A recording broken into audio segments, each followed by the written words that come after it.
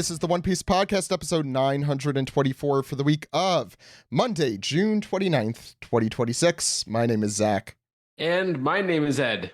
And my name is Alex. And on today's show, we have a very special guest. He is the translator for One Piece in Weekly Shonen Jump and Manga Plus. We have Stephen Paul with us. How's it going, Stephen? Going quite well. Thank you very much. We have the composer for and creator of the music for our amazing podcast. Why am I using that superlative for us? Yes. We have Kirsten Carey. How's it going, Kirsten? Good morning, ladies and gents. Good morning to yourself as well. Kirsten's also a journalist and a million other things. What other things am I missing? I feel like you're in Japan. God. That's a quality. Japan liver, guitar doer, etc., etc. And we also I was in the States for some shamisen performances. Oh, right. Shamisen, dabbler. Oh yeah, you were in New York, right? Yeah, I've just been insanely busy. Yeah, I'm sorry. I feel bad. It's okay. I'll forgive you one day. Soundtracker. Yeah, I remember when we did shamisen lessons in Matsumoto during a podcast trip to Japan. Yeah, and we also did shamisen lessons with Kirsten here on the podcast 2 years ago, 3. It might have been 3 years ago. Might have been 3. As I remember it, Maddie was the one who was the best at it. That sounds right. Well, in Japan, at least. Yes. And she wasn't here for our lesson more recently. Yeah, that was fun. And she was, now I remember Steve and Maddie doing it. And just the woman being amazed at how tall Steve was. With the shamisen. I have to find that image. I forgot. I somehow completely forgot that happened. We also have on the show voice actress. You might know her as Flampe, though she has also performed other roles. Marianne They're not Bray. Important. They're not important. You the are other roles first. The roles you love that she plays, not important.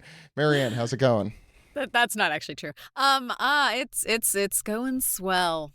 Not to give spoilers for anyone right off the bat, but I am very happy we've had Marianne for the full Brook flashback here. I think we've had you for everyone, which almost everyone. First I don't know by if I was... accident, then on purpose later. Yes. Yeah. You weren't on the first one? I was on the first one. I think because how many chapters has it been? I think you've been on every one. It's only been like 4, right? I think I may have missed one, the second one. Well, if you did, I guess I sound like an idiot. But if you didn't, I don't sound like as much of an idiot. Yeah, that's what's important. So, yes, today we are going through the end of that flashback one more time. And if you have Daft Punk stuck in your head after this, good. Yeah. Good. We're not going to celebrate. Next week's will be what is it? It's Aerodynamic? Is that the name of that one? The second track? I should have known that one. The best track. Digital Love is really good, too. Though. Oh, yeah. Yeah. Harder, better, faster, stronger. One. I'm not going to get on a tangent. Virtus Quo, very good. They're all great. That's a great album. You're right. Yeah. I'm not going to tell you what my YouTube algorithm has been suggesting to me. You're going to have to guess there.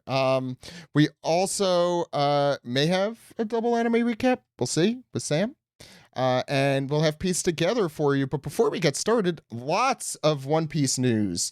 Ed, I'm going to let you choose. Do you want manga, anime, spin-off series, sports, or other? So this will be like a Jeopardy. Like you get to choose the category. Oh, I want to hear you talk about sports. Sports.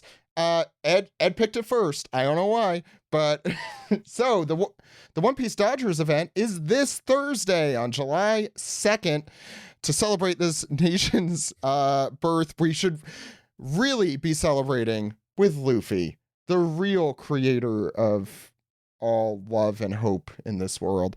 The Dodgers are playing in Los Angeles. Steve will not be going probably, and certainly will not be getting a card out of this. I think I could say that almost for certain. Are they giving away cards this time? I think they are, but they are not. It's a different design. The other one was the Oda design. Oh, This right. Yeah, one- it's a different artist.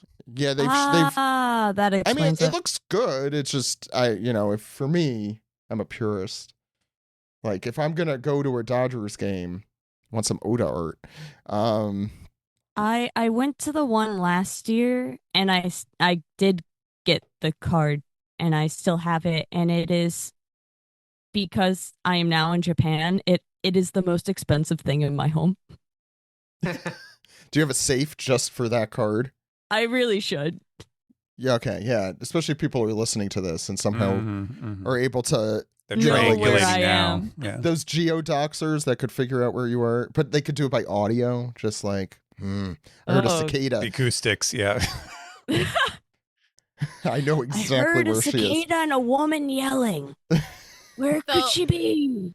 They'll look at like the background of your room and be like, okay, what apartments or houses in Japan look exactly don't- like that? We don't release the video, so they are just going by audio. Oh, well, see, then you're groovy. It's fine.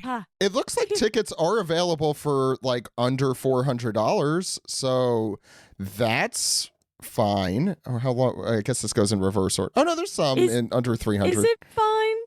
No, it's not. I was being sarcastic. It's not fine. I think the cheapest ones are like $300. And I bet you most of those are just for that card. I bet you. But good for the LA Dodgers and good for One Piece. Okay. Let's see. Kirsten, you want to pick the next category? You get manga, events, spin-offs. I think that's it.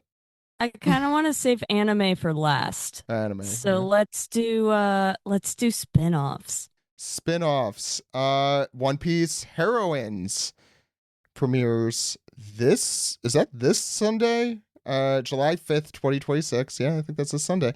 The trailer is out. It still looks gorgeous. It is one episode, then the second core of the One Piece anime season begins with 1169. Nice. No one. Okay. So is that Just- Nice. Thank I you. thought Heroines was another Netflix joint, or am I mistaken? It I might be a think it is. co-production, but it's airing Uh-huh. in In place of it. Japan. Okay, gotcha. Yeah. I guess I don't know what the worldwide release plan is. I'm assuming there is one. Mhm. I don't know what that is. I should probably check. But I'm not certain. This is the problem when we get all our news from Japan. So we get Yeah. all the Japanese details. That's true. We do get all our news from Japan. Okay. Steven, you want to pick the next category? Manga, events, spin-offs. Well, I want Oh, to no, that hear. was spin-off. Sorry, anime. Yeah, let's. Okay, since I work on the manga, let's talk about One Piece Volume 115. How did you know what I was going to talk about? The cover for Volume 115 is out. Steven, what does it feature, Mhm. since you seem to know? It features Luffy, Loki, Gunko, and Ragnar, Ratatosk, the squirrel. It seems like that's about it. And it has a yellow, red, and purple background, perfect for popsicles in the summertime. Yeah, actually, yes. I'm a little upset by Ratatosker's his squirrel hand is too realistic. Yeah, I mean, he's got little squirrel beans. I didn't know that squirrels had Do squirrels have beans? I've been having an And long influx nails of for climbing trees. Mhm. I Been think having it would an make influx of sense that squirrels. I should know squirrels would this. have beans. I think squirrels got beans. Okay, I'm gonna look up squirrel feet. Squirrels get nuts. That'll be an interesting Beans for nuts. history. His little foot has a little. They do, he they has do. A little heart pad. Oh God, there's just God, Etsy is I just selling love him. random squirrel paws. That's gross. I believe it. But like not attached to the squirrel. They look like monkey paws except slightly creepier. When they're like the Simpsons thing with the actual just paw.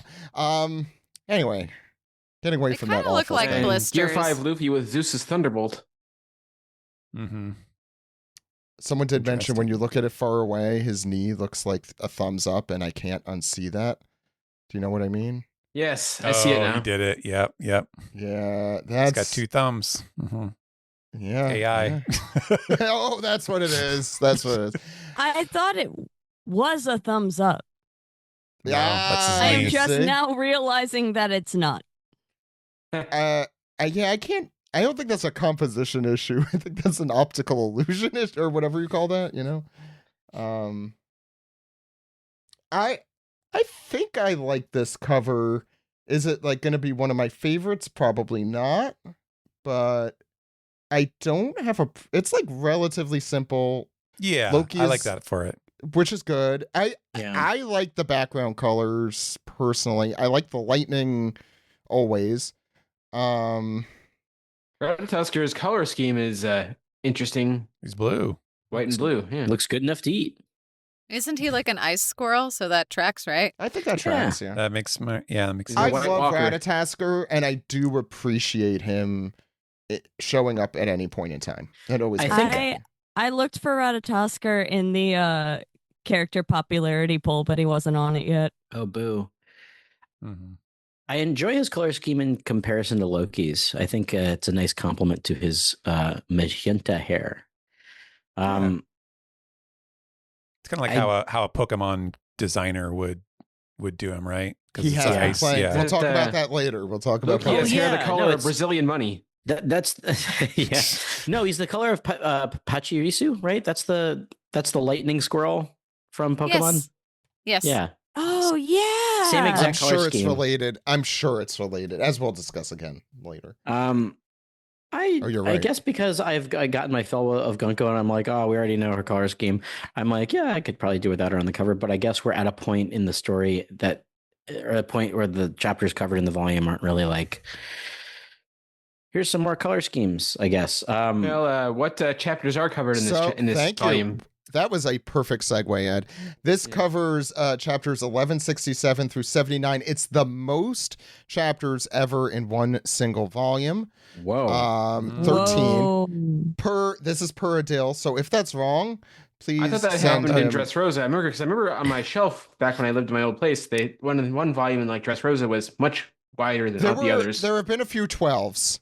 Yeah, 23 is a big fatty Chunker. because that was the end of Alabasta. Yeah. Yeah.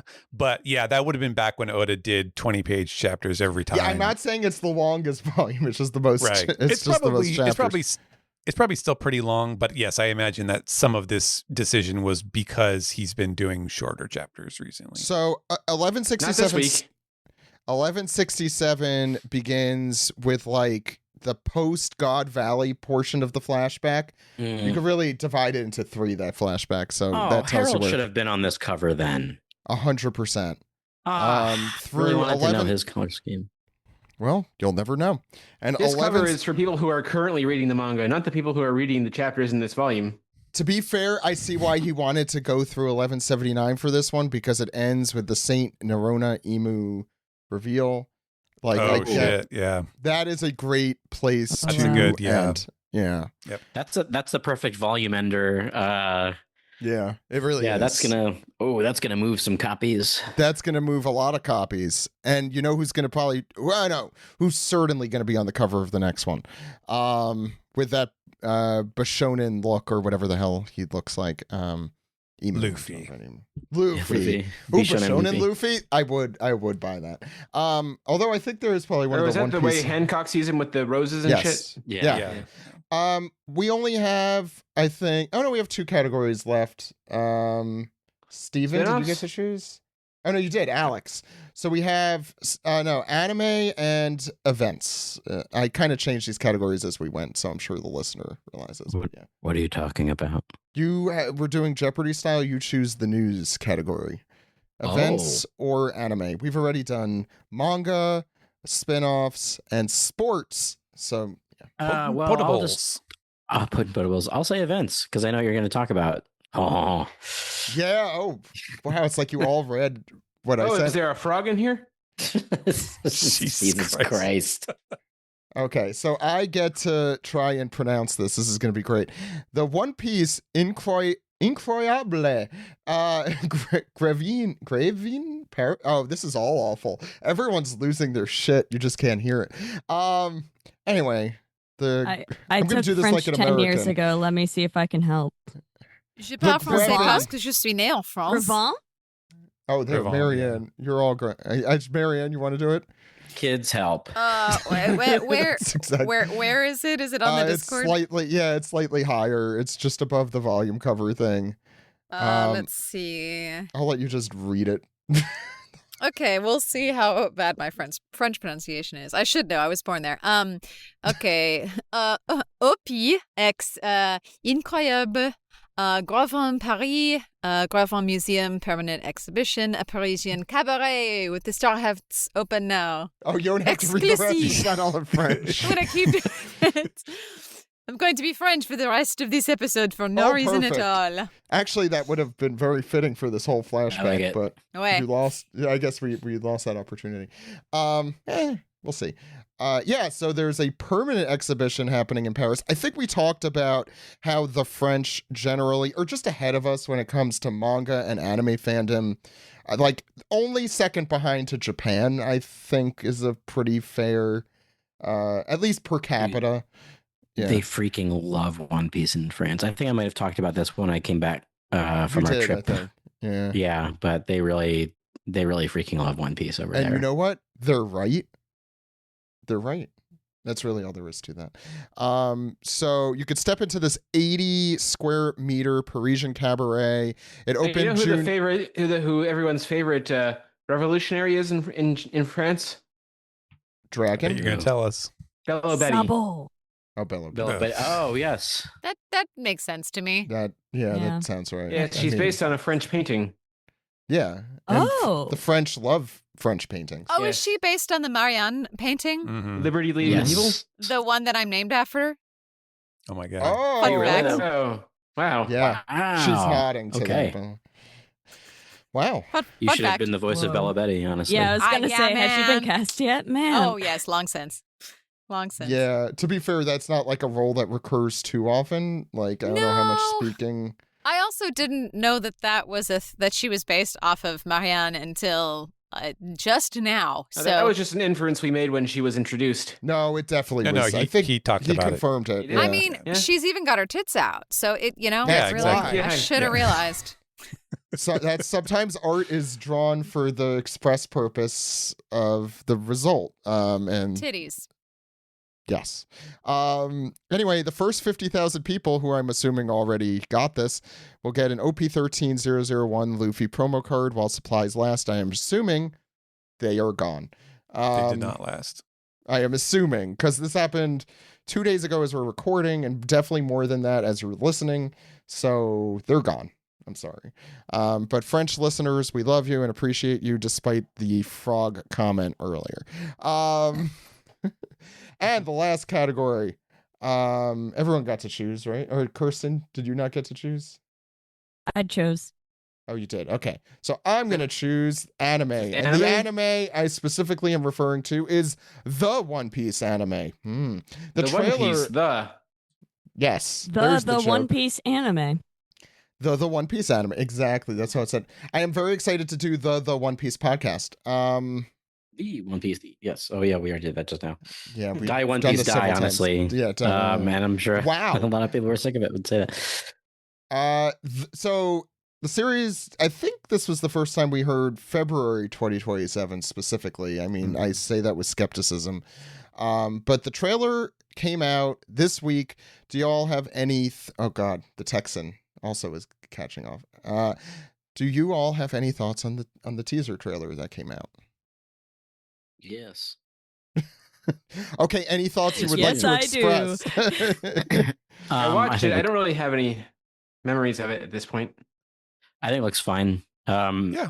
It doesn't look what I thought it was going to look like, I guess, because all the concept art was like, look how watercolory this is, and Right. and I guess like I don't know, it's like, oh, the manga is going to come to life, and I don't know. To me, it just looks like an episode of East Blue with a glow up and more CG, I guess. A lot of and- CG. Yeah. I guess that's fine. Like, It's why probably did what it, they finished first. I bet you that's the reason. why did it we're take them seeing a lot 5 of it. years? I guess is what I want to know. Because it doesn't look incredibly impressive to me. Has it been 5? It was 2023 it was announced. The They problem announced it is years they're ago, announcing and these they've things. kept showing the same concept art over and over. Like, oh, this is coming. Remember the thing that we announced every year. Yeah, I remember that. I think the concept art was first shown 2 years ago. I remember on One Piece Day. I remember I was and still in then the hospital. and then they re-announced it with the same cover art as if it hadn't. I'm sorry, promo art as if it hadn't come out. Now, I'm gonna say that I'm not like. I'm not also jazzed that Mayumi Tanaka is going to come back as Luffy, because one, apparently she didn't want to, and they were like, "Oh no, you're going to do it." Really? Yeah. She wanted like new blood. Where did you hear that? I don't know. Back to dump truck full of money after her house. She's not made of stone. I did see that on Twitter. Yeah, there was an article or something. I take it with a gigantic grain of salt, just because I haven't seen that. Well, this gigantic grain of salt also, to me, infers that like, oh, maybe Tanaka might be the only one coming back to do it, or like if they only got it, it would feel weird to me if they only got Tanaka and then they got new cast for the rest of the crew, or like a hodgepodge of new and old voices. To me, I don't know. That would be very weird. It doesn't seem very clear to me also, like, if this is going to be we're going to do the whole series, or if this is just going to be like up to a certain point. To me it seems like a big Netflix. Just make a choice and commit to it. Yeah, to me it seems like it's supposed to kind of run concurrently with whatever they're doing with the live action, maybe. I don't know. Yeah. That's just I think that's the opportunistic part of the So, and it's going to be on Netflix February 2027. Yeah. I agree. I mean, first of all, the problem is they announced it probably as soon as the ink dried on the contract. That was the issue with the live action too. I'm pretty sure. Like, I'm not certain, but ink dried. You say that like it was signed with quills and an inkwell. It wasn't. Yeah. That's I was what gonna I say, signed on my documents. Do you know that it wasn't? So if you don't, Yeah, Ed, can you prove it? No, I think I don't really think they have been working on it the way that we think for that since it has been initially announced. However, they have been working on it for a while. I also think what we're seeing, because it's not being released for another 9 months, 10 months, something like that. I take this with that grain of salt as well. The thing that I was disappointed, like I saw people thinking like it looked like, oh, this is grittier and newer, but it doesn't have like the magic of the old one, which look, that might end up being the case at the end of the day. I don't know.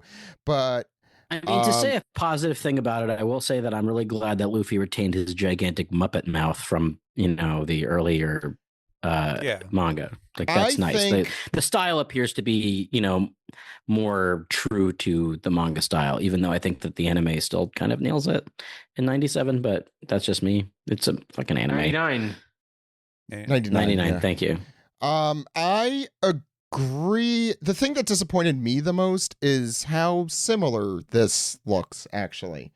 Like, I was hoping we would get something that felt different for a different series. Like, look, you could like it or hate it, but if it's different, at least it's bringing something new to the table that can be discussed and enjoyed or by new people. Or that was personally where I kind of so far have felt let down. It looks nice. It looks nicer, I think, than like the specials personally, which look a little too glossy for me. At least this has that, like, it feels closer to like what we've been seeing from Toei post Wano. Yeah. It looks expensive. It looks like they put a lot of work into it. It looks expensive. It does look expensive, which you could say what you want about the One Piece anime. It never looked expensive. Back in the day, yeah, for sure. Even until recently. Pretty recently. Right. Yeah. Yeah, I mean, that's how I feel about it too. It really has made me think about the, like, I don't know, the series isn't a huge, kind of a lose-lose situation, because it's like, on one hand, you want it to look more different so that it distinguishes itself from the Toei anime. But on the other hand, if it looks too different, then people are going to be upset. I just keep thinking of the Ganzak special. Like I feel like that and movie 6, I feel like are the only times we've really seen okay, this is like a completely full in different take. Like I know we get those like from like Ishitani and that sort of thing, like on a weekly basis, like in very short chunks, but like reinvent the wheel. That's the exact opposite. Hey, don't forget about this. Don't forget about the second movie. I think that also has some interesting. I have not seen the first 3 movies, Alex. Why? Well, because I have been trying to be good and wait for them to be officially released. But although I hope that they're never gonna. This is a show about pirates. 8. Oh, is that they were officially released? Naruto fans are big fans of ninjas and doing ninja things in their free time. Sorry, go ahead. That's right. AKA doing stuff in the dark and not telling about it. Technically, they were released in the UK, so I guess if you want, you can just watch them now. I might do that. They're not hard to find. No, I am sure. I'm sure you could help. I might do that. Yeah. Going back to the anime, did anybody watch the thing with the director? Yeah, I did. Did anybody catch the moment where he's like, we have a lot of women working in our studio, so we were able to get like really good wallpaper and furniture designs? What? Huh? No, I only watched half. I'll be honest, so I might miss that part. That was at least the translation, more or less, like given by YouTube, and it made me feel real bad. Women, binders full of them. Yeah. Jeez, that sucks. See, I thought... Okay, yeah, I basically started watching it. I'm like, okay. And I turned it off. I was hoping the end of that conversation was going to be like, so the girls will have better proportions. No. I thought you meant wallpapers for their screens. Well, I don't think that's a gender thing, right? Wow, we're in a great spot with I will this say one. the thing that I noticed about the trailer as a voice actor is I immediately recognized, in the English version at least, that was not the same narrator. Yes, I also know. And I know a lot of us Texas folks are like kind of in a tizzy because we're like, are they going to replace everybody? Is it just going to be an LA dub since it's Netflix and they're LA based? Like, what's going to happen? Are they going to replace everybody? Are they going to bring some people back? What's going to happen? Because we don't know yet. We have no idea. And like, if Crunchyroll's not involved, we don't know. Which they're not. I don't think. Right. No. That's crazy. Yeah.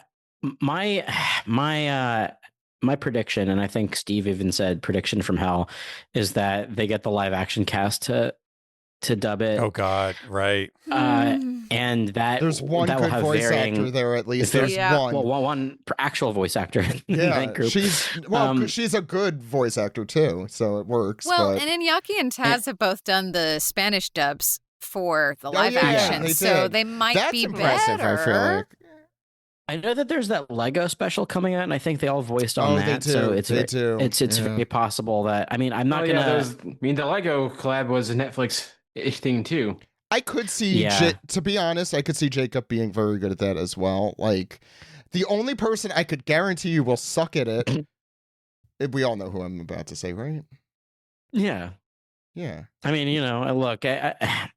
Here's the thing. I'm not even gonna say anything.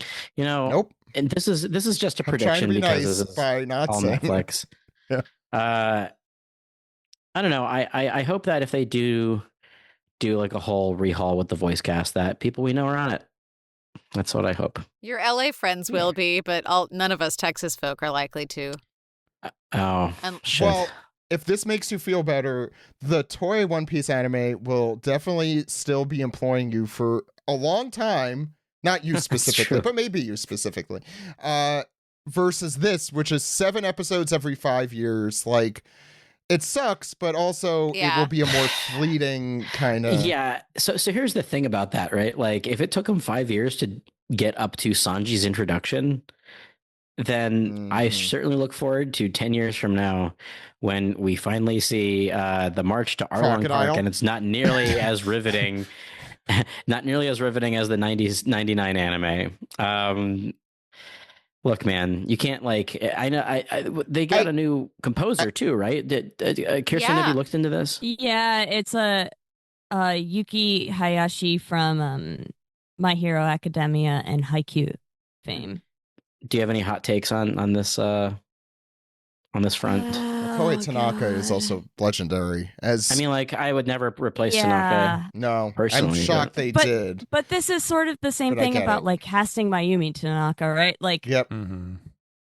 She is the sound of Luffy. He is the sound of One Piece. By putting a new, like, this is the thing. Luffy, but getting a new composer doesn't make sense. You either go all in on making this different, which is then I think like making those different decisions, like a composer, like voice actors, even like go all in on it. Make this different than, and that is not to be an affront on anyone who has done it before, but like just do it versus like this is like kind of like almost half-assed. Like, there's some parts that are different, but Mayumi Tanaka's in it, Kohei Tanaka's not, and it kind of looks like it, but it kind of doesn't. Like, it just, make a decision. You can't have one Tanaka without the other. That's what I always say. Like, Yuki Hayashi is like one of the most popular anime composers, and he writes very like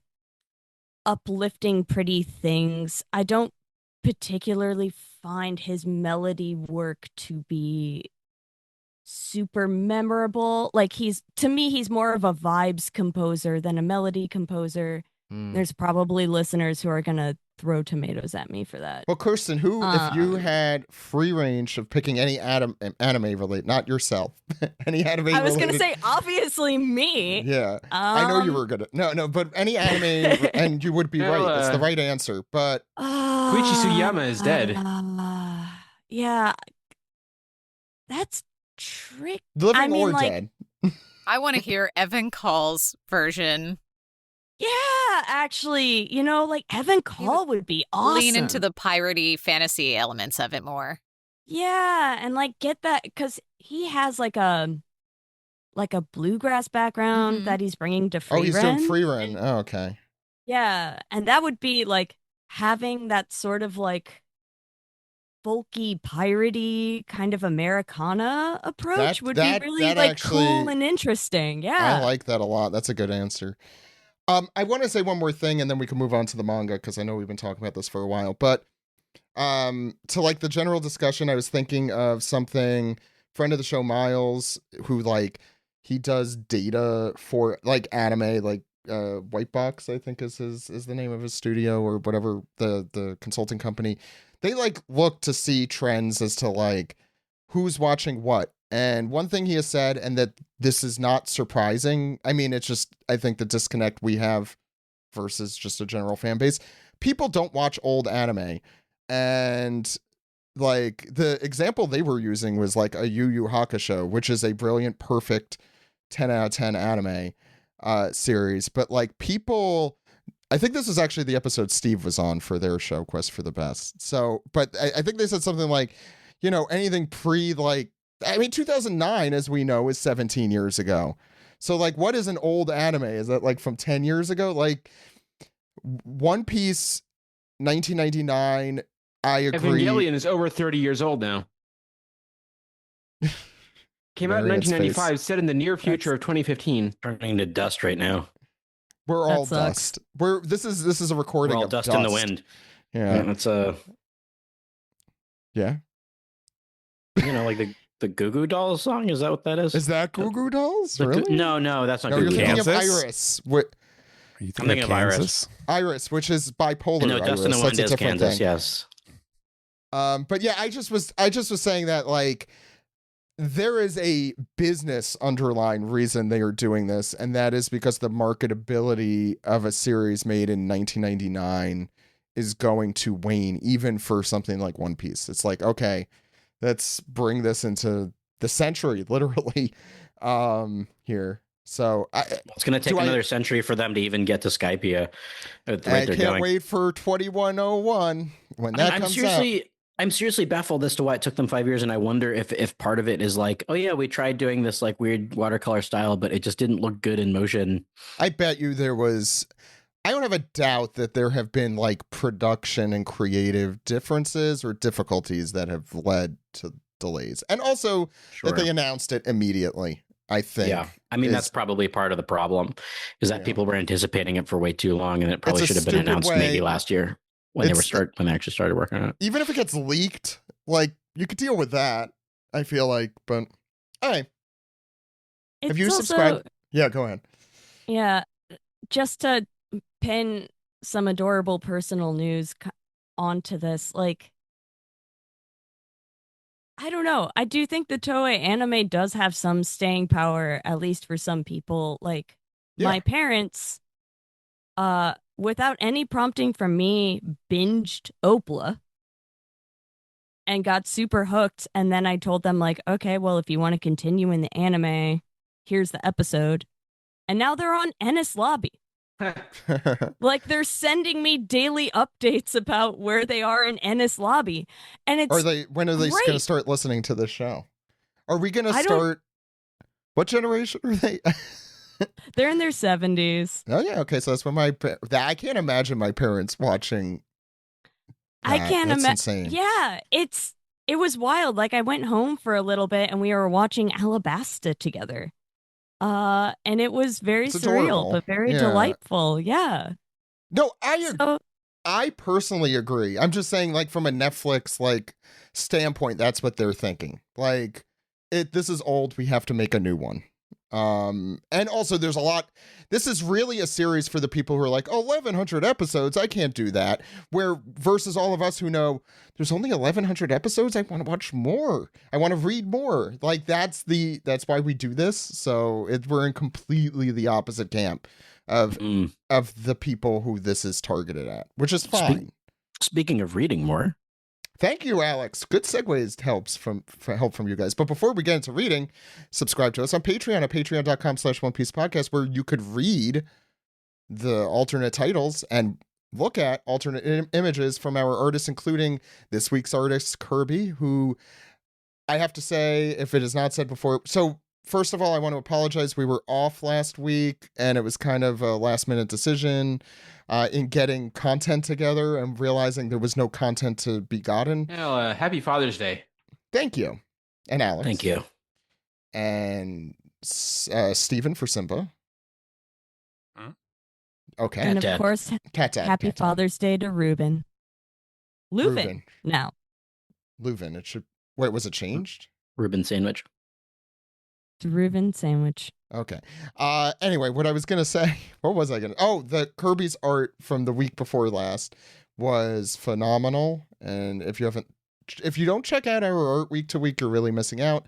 Like the full art on our website, onepiecepodcast.com. You could see the sketches and all of that at on patreon.com/onepiecepodcast. And the Sticker of the Month Club is back. Is the voting still happening? I should have checked this before I started talking. Where are the vote? So the vote looks like it's going on through. No, it happened. So is the Loki versus the Harelik drawing. So the Loki will be recolored. It's literally the face from volume 115. So if you're wondering, that will be our sticker. Not enough Homestar Runner fans voted. So what are you all doing? What are you all doing, Patreon subscribers? But maybe next time. I do love that Steve still has no foundational reference to Homestar Runner, and we made him do that art. So that's still excellent. Yeah, now we could. What was the segue, Alex? I don't. Let's read One Piece. Yeah, is that what we usually do? Let's read One Piece. The one. Let's read the one. No, just regular. Okay, scrub this whole thing. Get on with it.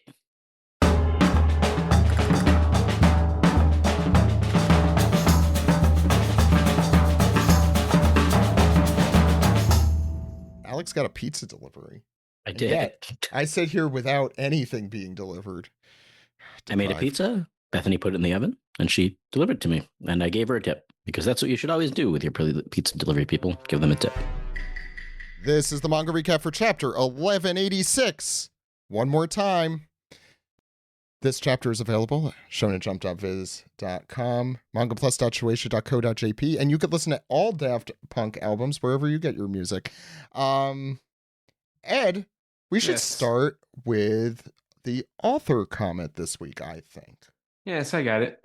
Here it is, viz.com/blog for the author comments. They're usually posted around on the same day the chapter comes out. Sometimes they take longer, but this week it was out before recording. So Oda says, I'm sure everyone had an awesome time, but I walked around so much during the Pokemon Go Fest in Tokyo's Kaihin Park that my legs almost fell off. Well, at least it was his legs. He doesn't need those to draw.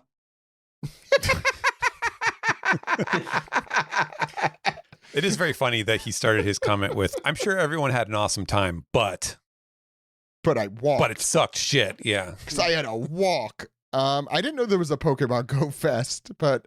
Dude, there's so many. Any Japan knowers who know where Kaihin Park is? There's one in Chicago. It happened already. Dude, a friend of mine goes, he flies around the country and goes to them. He went to one in New York last year.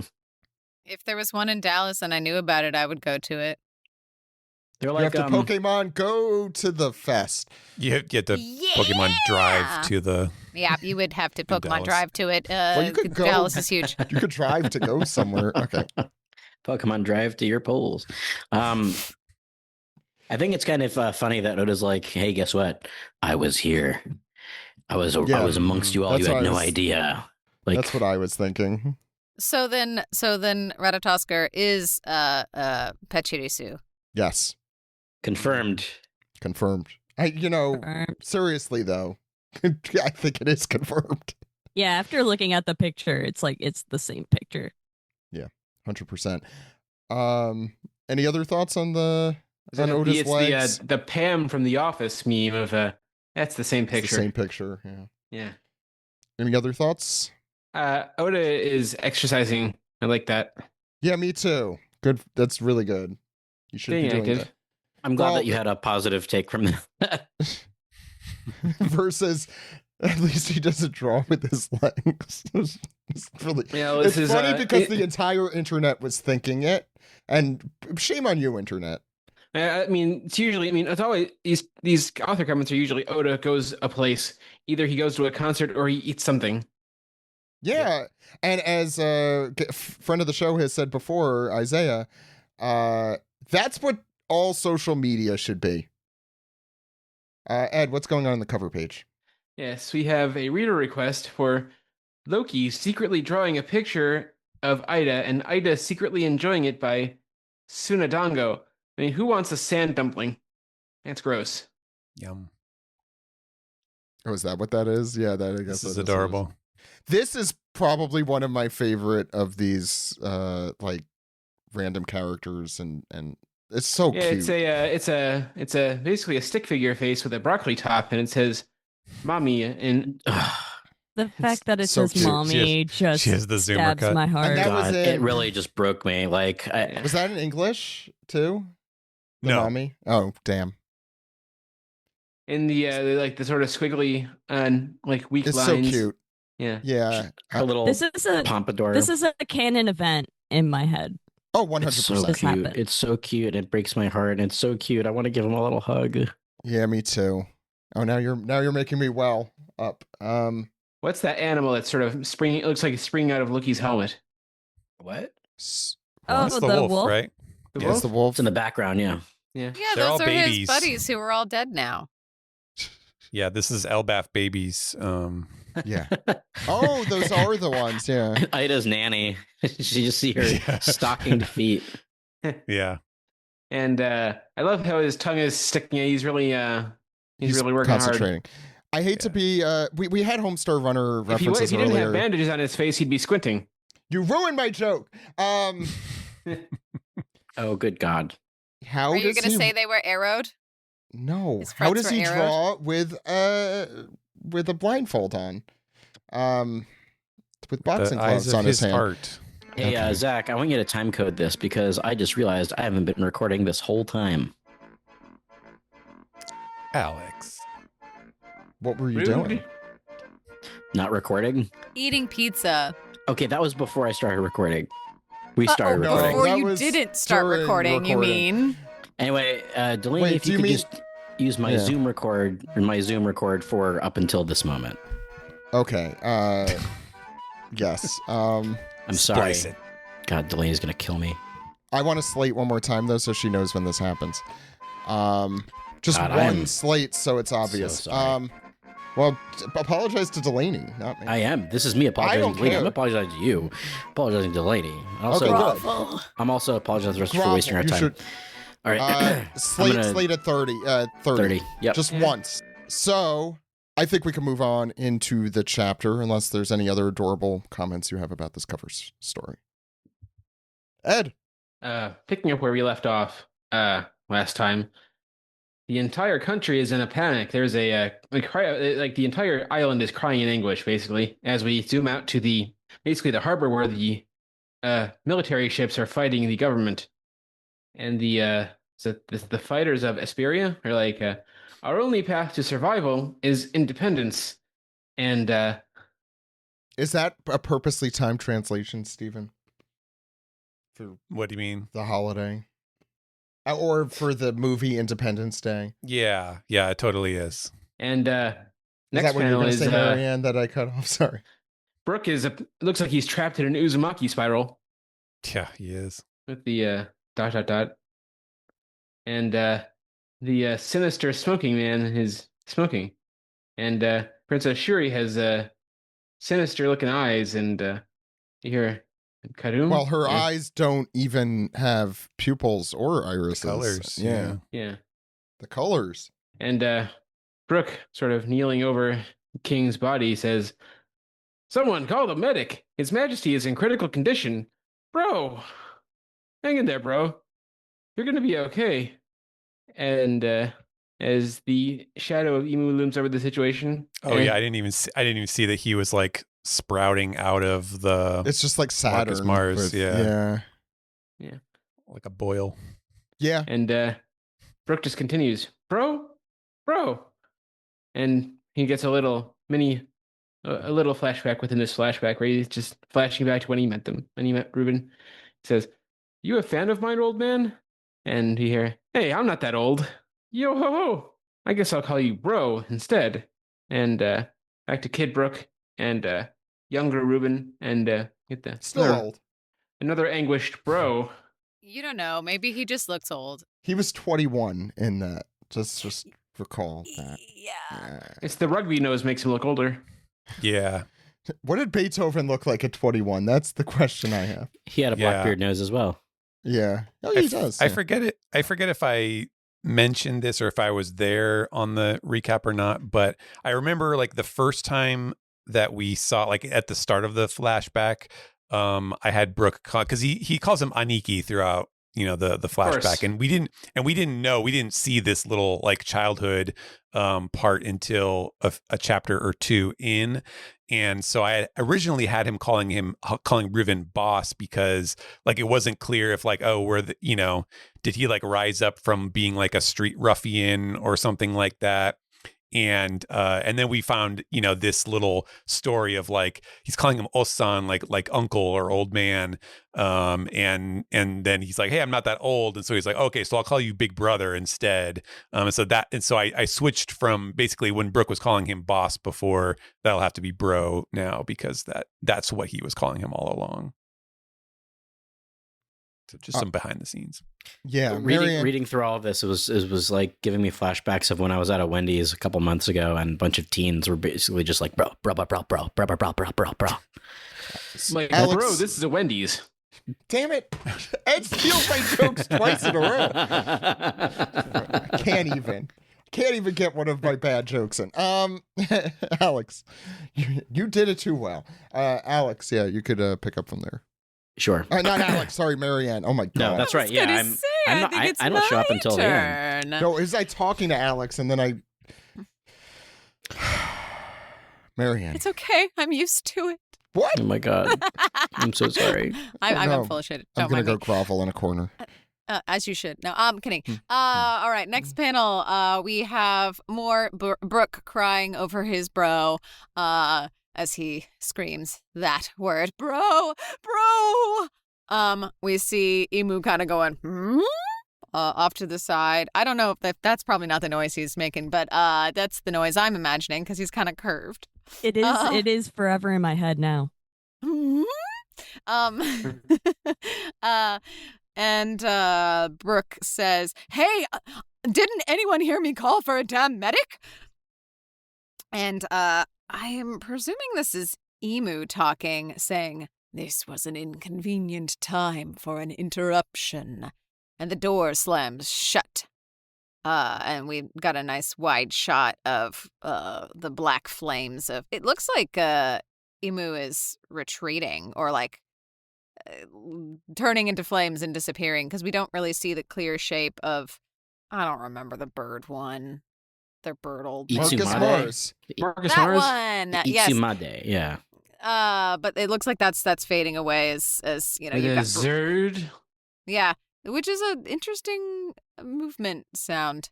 But yeah, as Brooke cries over Reuven, whichever it is, Reuben sandwich, and Gunko's in the back. Well, Shuri is in the back. She's not Gunko yet, I guess. And then we get a close up on her, and she says, "Brooke, that man is already dead." He looks up, breathing heavily. He points to the Shit, is that mystery. a skull joke? I'm just realizing. Like a pre-skull joke. He's already Maybe. dead. Oh my wamo. No. It's very gallows humor from Brooke in the future. Is that what he's referring to? Okay, go ahead. But Brooke points his sword at the mystery man in the corner, and he says, "You there? Who are you? What have you done to Princess Shuri? I've been watching over this girl since she was a newborn baby. I know she's not capable of this kind of bloodshed. I know everything about the princess." And then Shuri stands in front of them and says, "But Brooke, did you know that I was a celestial dragon? Did you know that this man was not my real father? Stop calling him this man, huh? What are you talking about? Are you King Reuven's legitimate daughter? You're King Reuven's legitimate daughter and heir, of course. Where's the proof?" she says. "Proof? You don't need proof between parents and their children." And she coldly responds, "Yes, you do. It would have made a huge difference in my life.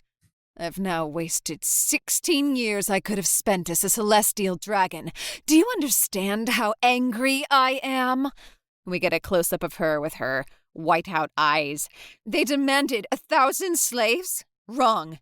That was because this wretch refused to hand me over." "Don't call him that," says Brooke.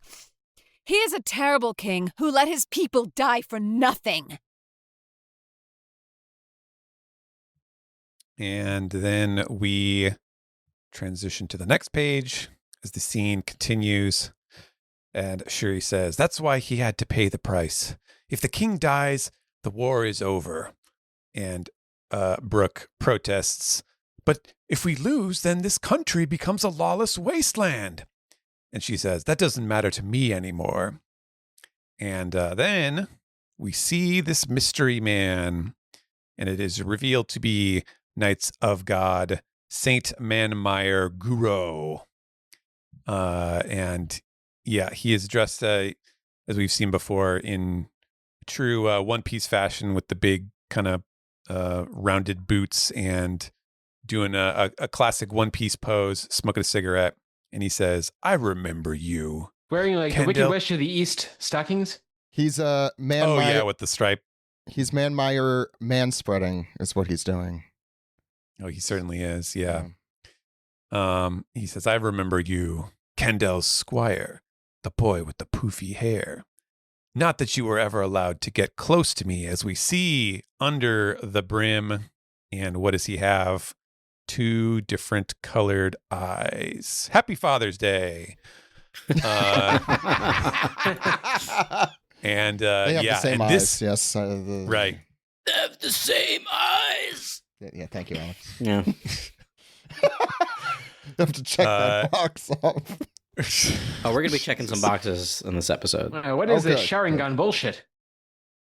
Yeah, and speaking of proof of parents and children, yes, Brooke realizes, this explains something, and he recoils in shock and falls to the floor as Manmeyer Guro stands up and he says, "Your eyes." And Guro continues, "Normally I wouldn't come to a backwater like this just to recover a single measly whelp. But her bipolar irises are an extremely rare trait, and the Great One desires her. While it may not have awakened for me, perhaps she can," he says, and then Imu cuts him off and says, "Thou speakest too much, Guro." Oh, my apologies, Great One. Sometimes the less said, the better, you know? You know, girl? Yeah. He's like, "You're not the villain here. You don't get to give the monologue. This is, you're stepping on Emu's toes." And so he says, "Oh, my apologies, Great One. Make it quick, Shuri." As he turns around and she has a look of determination in her eyes as Brooke, tear stained, is just like, "Huh?" And Shuri approaches, and Brooke goes, This can't be real. I must be dreaming. I changed your diapers. I know everything about you, Princess Shuri." And Shuri points her sword at him and says, "Don't act like I owe you anything. And stop that pathetic sniveling. I want the protection of people stronger than you. And if I get to go to the Holy Land, then I no longer have any need of you." And Brooke, tears coming out of his eyes, snot coming out of his nose, very confused, breathing heavily. And we see him thinking about little baby Shuri saying, "You were always the perfect little angel, but now you look more like a devil." As she prepares his own attack to be used against him. "Gavot, I failed to protect my bro, the man who saved my life." And he drops his sword as she goes in for the kill. "Bon avant!" And we see her stick the sword straight through Brooke's head as it sings, "Oh, crows and frogs and slaves and kings, we're all bones when we die. We're all bones in the end. That's all there is to say," as he slams to the ground. And Shuri and Mr. Man walk away. Mr. Man.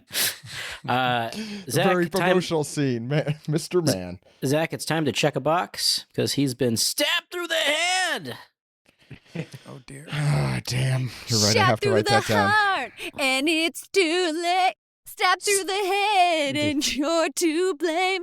So, for those who don't know, we accidentally named several episodes of the podcast the same title, which was the wrong version of the. Was it "Shot Through the Heart"? Right? It was stabbed through the heart. We did You "Stab Give All Through the the Bad Heart." Name is the song by Yes. Bon Jovi. Yeah, and so it has become. For those who don't remember our joke from 10 years ago, it's become. That's from Dressrosa. It has to. I have to write it down as a title when it comes You up. give Shooty a bad name. Oh damn! No, you're really just adding to this. And so this is where Brooke got his broken skull from. So I'm also looking at this too, and I'm looking at the shunk, and I'm thinking, it's shunk, it's shunk, it's shunk, it's in his head. Well, we're keeping the music. We're keeping the music Oh, portion. boy. Do I have to write that one down too? That's funny. I guess Brooke only installed the hinge that allows him to open it like a box after he was resurrected. Yes. More than just an app. So is this okay? I'm gonna save it for when we're done.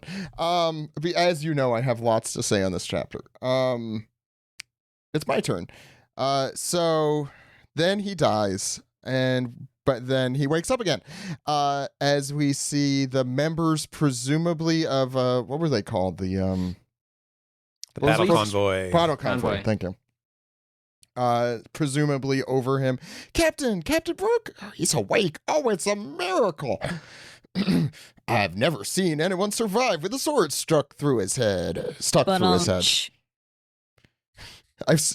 To be fair, there is one walking around in Elbaf right now. Yeah, exactly. Yeah, I forgot about that. Somehow the sword managed to avoid all the major arteries and conveniently also avoided your brainstem. So the damage, covered over by Brooke, rudely interrupting the doctor who just saved his life, saying, "Where's the king?" And they're just like, "Oh, I don't know how much you remember, Captain. Look, we shouldn't tell him too much. It might rattle him." Ouch! Ooh, I have such a headache. Did something happen to my brain? Anyway, he says, "No, tell me the truth." And the doctor, whomever responds, "We lost, Captain. The king's death sealed it. Someone witnessed Princess Shuri being put onto a government ship." Brooke remembers back at the white-outed eyes of Princess Shuri, or her former self, as the explanation continues. Many civilians have already fled the country, but what country will take in all these refugees? And you see Reuven, I guess this could either be Brooke's vision. It's Brooke's vision. Okay, I was gonna say it could also just be Reuven still there, but yeah, Brooke's. They just left him. It's possible they might have just had a run. Yeah, but Reuven having been face flat dead on the floor, although not with the wings in this one or the horns, because that was in the previous one, right? Yeah, I noticed that he doesn't have it at all in this chapter, and I'm wondering if he had it while he was still alive, and then They he disappear. died like right as Brooke came in. That's what I was thinking. Was that like an Oda Or a sleep mistake. hallucination? Yeah, when he was drawing the previous chapter. Yeah, I mean, Maybe. he's done that where he's like, "Oh, I had planned to do this, but oh no, I decided I actually want to do this." So I guess we'll hold off to see if we ever get any closure there, which I'm sure we will. Anyway, he yells kind of like an Anakin Skywalker end of episode 3 yell. And everyone I yelling. hate sand. Do not want. Oh, not that one. Sorry. Yeah, do not want. No that's way, right. it could be the same one. Do you know? I hate sand, especially when they're in dumplings. There it Best is. joke of There the it is, Declan. Is this, speaking of really bad taste callbacks, is this the nosebleed that he's bleeding again? Because it's the same exact kind of delivery as when he had the nosebleed after meeting Candel like a chapter or two ago. Anyway, he's bleeding again. He did have his head stabbed, and we see the close-up of him yelling "Captain," and on the next page, Marianne, what happens? We go back to the present as Brooke, all bones now, is leaning over and shaking and crying, saying, "Back then, I didn't even know about the existence of devil fruits. I always thought that I had hallucinated what had happened. Such was the shock I suffered at seeing my savior dead on the ground, and the terror I felt at the changed princess, her new demonic visage. Those were not illusions, but real memories." And we see like a panned out shot of Elbaf, very much on fire. "My friends," as it does close-ups on everybody, he says, while still crying, "do you think it would be all right if I had faith in Princess Shuri just one more time?" I particularly love Frankie full-on sobbing. Everybody else is sort of either shocked or... That's what Frankie does, and It's as he should be. it's peak Frankie. It's peak Frankie. Mommy's teary. She is. And he says, Jinbei looks bored. he's like, That's just his all face. right. That's not resting fair. bored face. It's just Jinbei.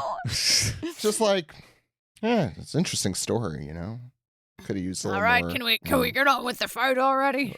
or could have used some more closure there, but okay. Yeah. And then we see the ice cube of Kendall, or not Kendall. That sorry, Gunko is in the Gunko cube. And he says, if she happens to be a victim in all of this. And we get a little mini flashback to her breaking free of whatever mind control has been going on, saying, "Run, Brooke!" And we can see the girl eyes. in the ice, just like Avatar. We see the eyes there with the yeah, she does have Heterochromia. the heterophobia in her eyes. I said it. Okay, I wasn't sure if that was a mistake, but No, it was reasonable. not. But reasonable. That's why Emu wants her. He wants that heterophobia in her eyes. We need more anyway. heterophobia. Yes. And we got another little snippet flashback of her demoning, I guess. Because I'm Papa and Mama's daughter. All pouty. And we see her again closer in the ice. I want to save Princess Shuri. May I ask for your help in achieving this goal? As he bows down in front of the present Straw Hats. Alex, And, wrap us up. Yeah. Yes. So Jinbei, looking a little less bored and ready to kick some ass, cracks his knuckles and he goes, do you really need to ask? Let's hurry up and break that block of ice. And Nami is equally Does jazzed up. karate work on frozen water too? Why not? Fishman karate works on everything. Nami says her post-time skip catchphrase, maybe lightning will work on it. That's your solution to everything. That's right. Frankie using his post-time skip catchphrase, I'll use my radical beam and melt it in one go. Usopp Usopp says, is funny. I don't think I should use explosives. What can I do to help? Maybe if you could lift a really, really large hammer. Stop giving him ideas, Alex. If you say it into existence, it won't happen. So That's how One Piece works. Brooke doesn't even wait for the for anybody to make any sort of decision. He just goes off running with a zubida bubida bubida. That is a really good sound effect. Excellent sound effect. Thank you. That's how I run. Yeah. I always run with zubba. Oh, that's an episode title right there. Zibbity babbity boo. No. Zubbida bubbida bubbida. Zadiba bubida boo. Well, he is kind of the Zadie bubby. He is. He's 100%. Zibbity bobbity boo. Okay, I'll write it down, but I don't like it. Here, hey, wait up, Brooke, and he's just running and crying. Wah! And back at the cafeteria in the Walrus School, finally, Luffy, we hear Luffy go, I'm all full! That bad news guy's Elbaf's an enemy, right? Then that means he's my enemy. I'm overflowing with strength. Right now, I can't see anyone beating me. Are you going to do the Vegeta thing here? Because that feels appropriate. No. Yeah, it just is. You blew out your mic on Zoom at least, but the I will win. What was the? I forget the exact. Anyway, go on. No, says, Steve needs to be here for this. Like, go ahead. Yeah. So he's finished eating his it was frozen meat before, right? But now it's all charred up. Oh yeah, you won't escape my wrath. Thank you, Kirby. That one's good, but not what I was thinking. That is my favorite one, though. That is my favorite Brian Drummond Vegeta line. It's super good. He flies off, ready to kick some ass, and here we're back at the fight between Loki and Emu, and Emu's got his big ol' hammer. He goes, "Quit going after the kids. Your world government folks sure do fight dirty." And Emu just he's just like, dost thou not know why? Shall I teach thee? Marianne, have you not heard this accurate representation? This is Emu. This is his official voice. Marianne, if you're any pull at Crunchyroll, this is the time. I truly don't. I truly do not. Listen to me. I don't have requests often. Okay, I do have requests often, but I don't make those requests specifically. Crunchyroll, Marianne, or whomever is listening. Emily. If you have pull. Make Emu emo. That's all we're asking for. Go ahead. I left my zipper pants at home. 800 years ago, thy kind suffered defeat in order to save thy children. Let me go to the next page, and Loki says, yeah. The Shakespearean sounding words. I'm just like picturing him being like, shall I compare thee to a summer's day? Yes. Yes. A rose by Thou any shalt. other name would smell just as sweet. I wish I could make this into an episode title, but it doesn't really translate It doesn't make sense. text. No, it doesn't. No, not at all. And Loki goes, what do you mean 800 years ago? And Emu continues, the nature of a race does not change in mere centuries. Friedrich Nietzsche. Simply abduct thy children, and I can control thee at will. Thou might not know what is happening to thee, but history repeats regardless. It's already too late. Thou art my slaves. And while he's saying this, we see Zaza Gabor taking all the joke children is from back, the guys. Zaza Freaky. Zaza Freaky. Zaza Freaky. I kept saying that to Yeah. myself all week. That week. That week that came out. It was and like you a see- month ago. Yeah, and Brogy and Hiriluk are struggling in these panels as well, and Loki's pretty pissed off. He goes, "What is he talking about?" And he's about to strike him, but then here comes Luffy at the speed of light. He's got his arm stretched and ready to go. Emu gets caught totally off guard, and Luffy smacks him right in the face, punches him right in the face with a big hockey punch with a kabam, and he says, "You get out of Elbaf right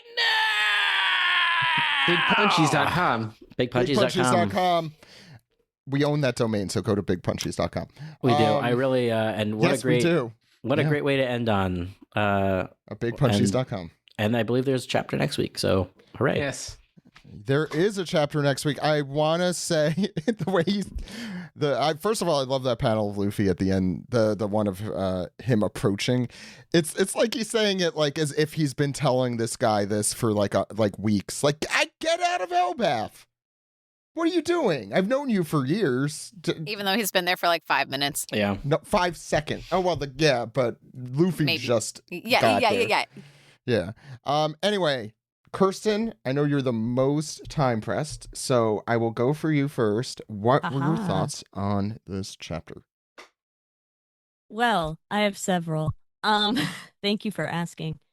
One thing I've been thinking about, just sort of big picture during this whole flashback, is like, I mean, I was very excited to come on for the Music Kingdom, and apparently coming on for the Music Kingdom's demise. But there's something sort of pathetic and interesting about having a story where like an authoritarian government is destroying the kingdom that makes musical instruments.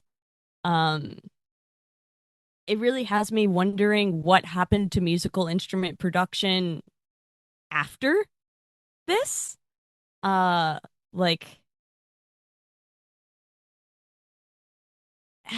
It has me wondering whether or not procuring musical instruments under the world government became harder because music is so often a tool of liberation and resistance. The drums of liberation. Exactly. So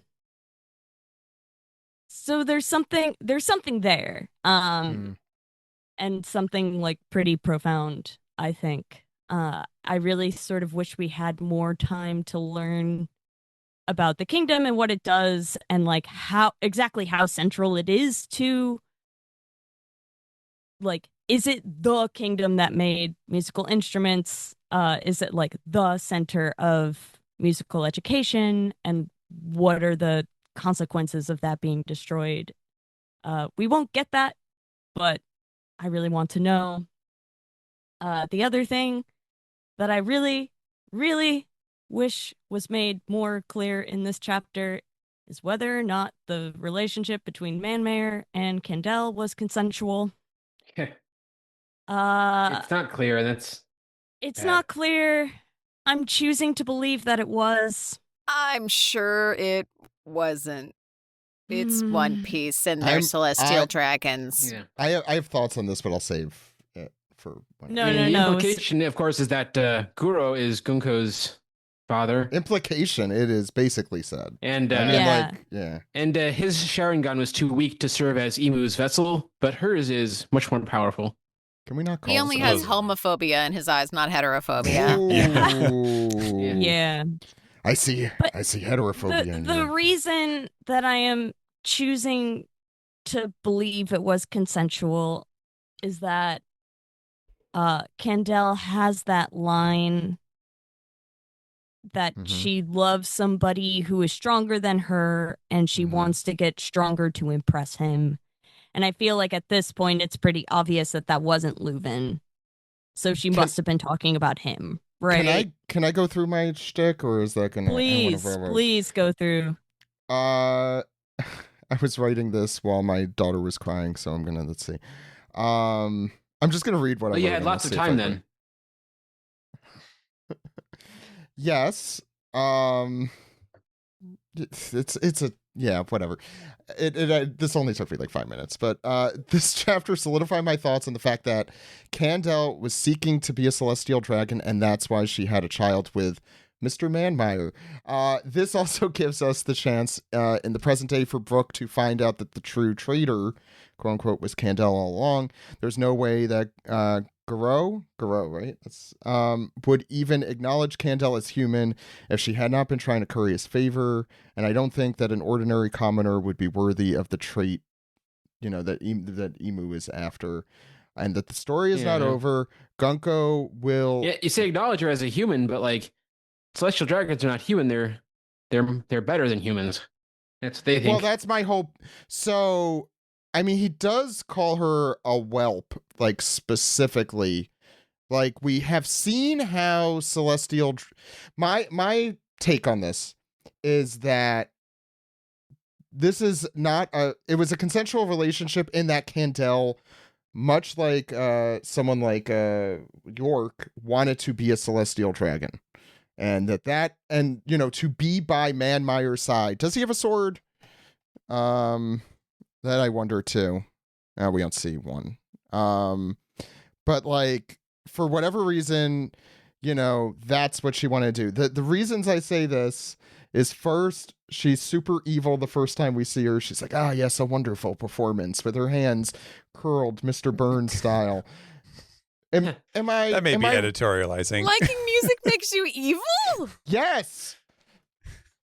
You heard that, Kirsten. Damn. No. I had no idea you thought this about No, me. I did not. I think Do you what not Zach want the is trying evil? to say is that opera is the most evil of all. That's I've watched Star Trek Voyager, and you're absolutely right. Yeah, I feel like Yeah. if you see, like Palpatine, what's he doing in Yes. Revenge of the Sith? He's watching opera Yeah, and let's then really- divulging to Anakin that there is a thing, a Yeah. prophecy But that is seriously, gonna it be looks, something that millennials and zennials are gonna quote for years to come. Have you ever heard? Have you ever heard of Manmeyer the Wise? Man, Or whatever the hell. mayonnaise, mayonnaise. Man, mayonnaise. Yes, thank you, Alex, for clarifying. It's not just that opera is the most evil of music, which I don't actually think. Although it, like, cinematically can be. Like, to, set a scene sometimes. To a very It is dramatic. often, To yeah. a dramatic. And I don't know, like, the fact everything Candel has done, and like kind of the quietness of her disappearance in the story, really, I think, lend credence to the fact that I think this was consensual in the way that she wanted to be a celestial dragon, and she thought that to be a celestial dragon, she would, look at Manmeyer there. He looks good. I don't know what the hell she was thinking in that moment, and then at the end, before she dies, she's like, it'll be fine. I'll fix this. And she probably went there to talk to him or something, and he shot her. Like, that sounds right to me. And And also the way Manmeyer describes Candel, like he clearly had some relationship. The fact that he remembers that Brooke was her squire. Like, I mean, the fact that he remembers her at all.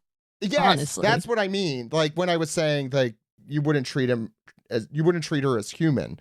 Like basically, I'm trying to remember what Garland did with Shanks's mom, who is nameless, I believe. Like he did just stab or shoot her. I forget which, but he didn't really like acknowledge her as like, having any. No, he wanted a kid. He wanted offspring. Right. This guy clearly didn't. Yeah. So something's up. I said this last time, and I think that the reason I don't think it's the same thing as Bonnie's parentage is mostly just because Oda would be repeating a plot beat that he did literally the last arc, and that's vanilla. It doesn't change the fact that celestial dragons are awful, and that would probably be the case, the non-consensual aspect of it. But, I don't think he would have a problem doing that. My question, I guess, if this theory with this theory is, if this is the case, then why did Candel return to the kingdom? That's a good question. And do we know that she left?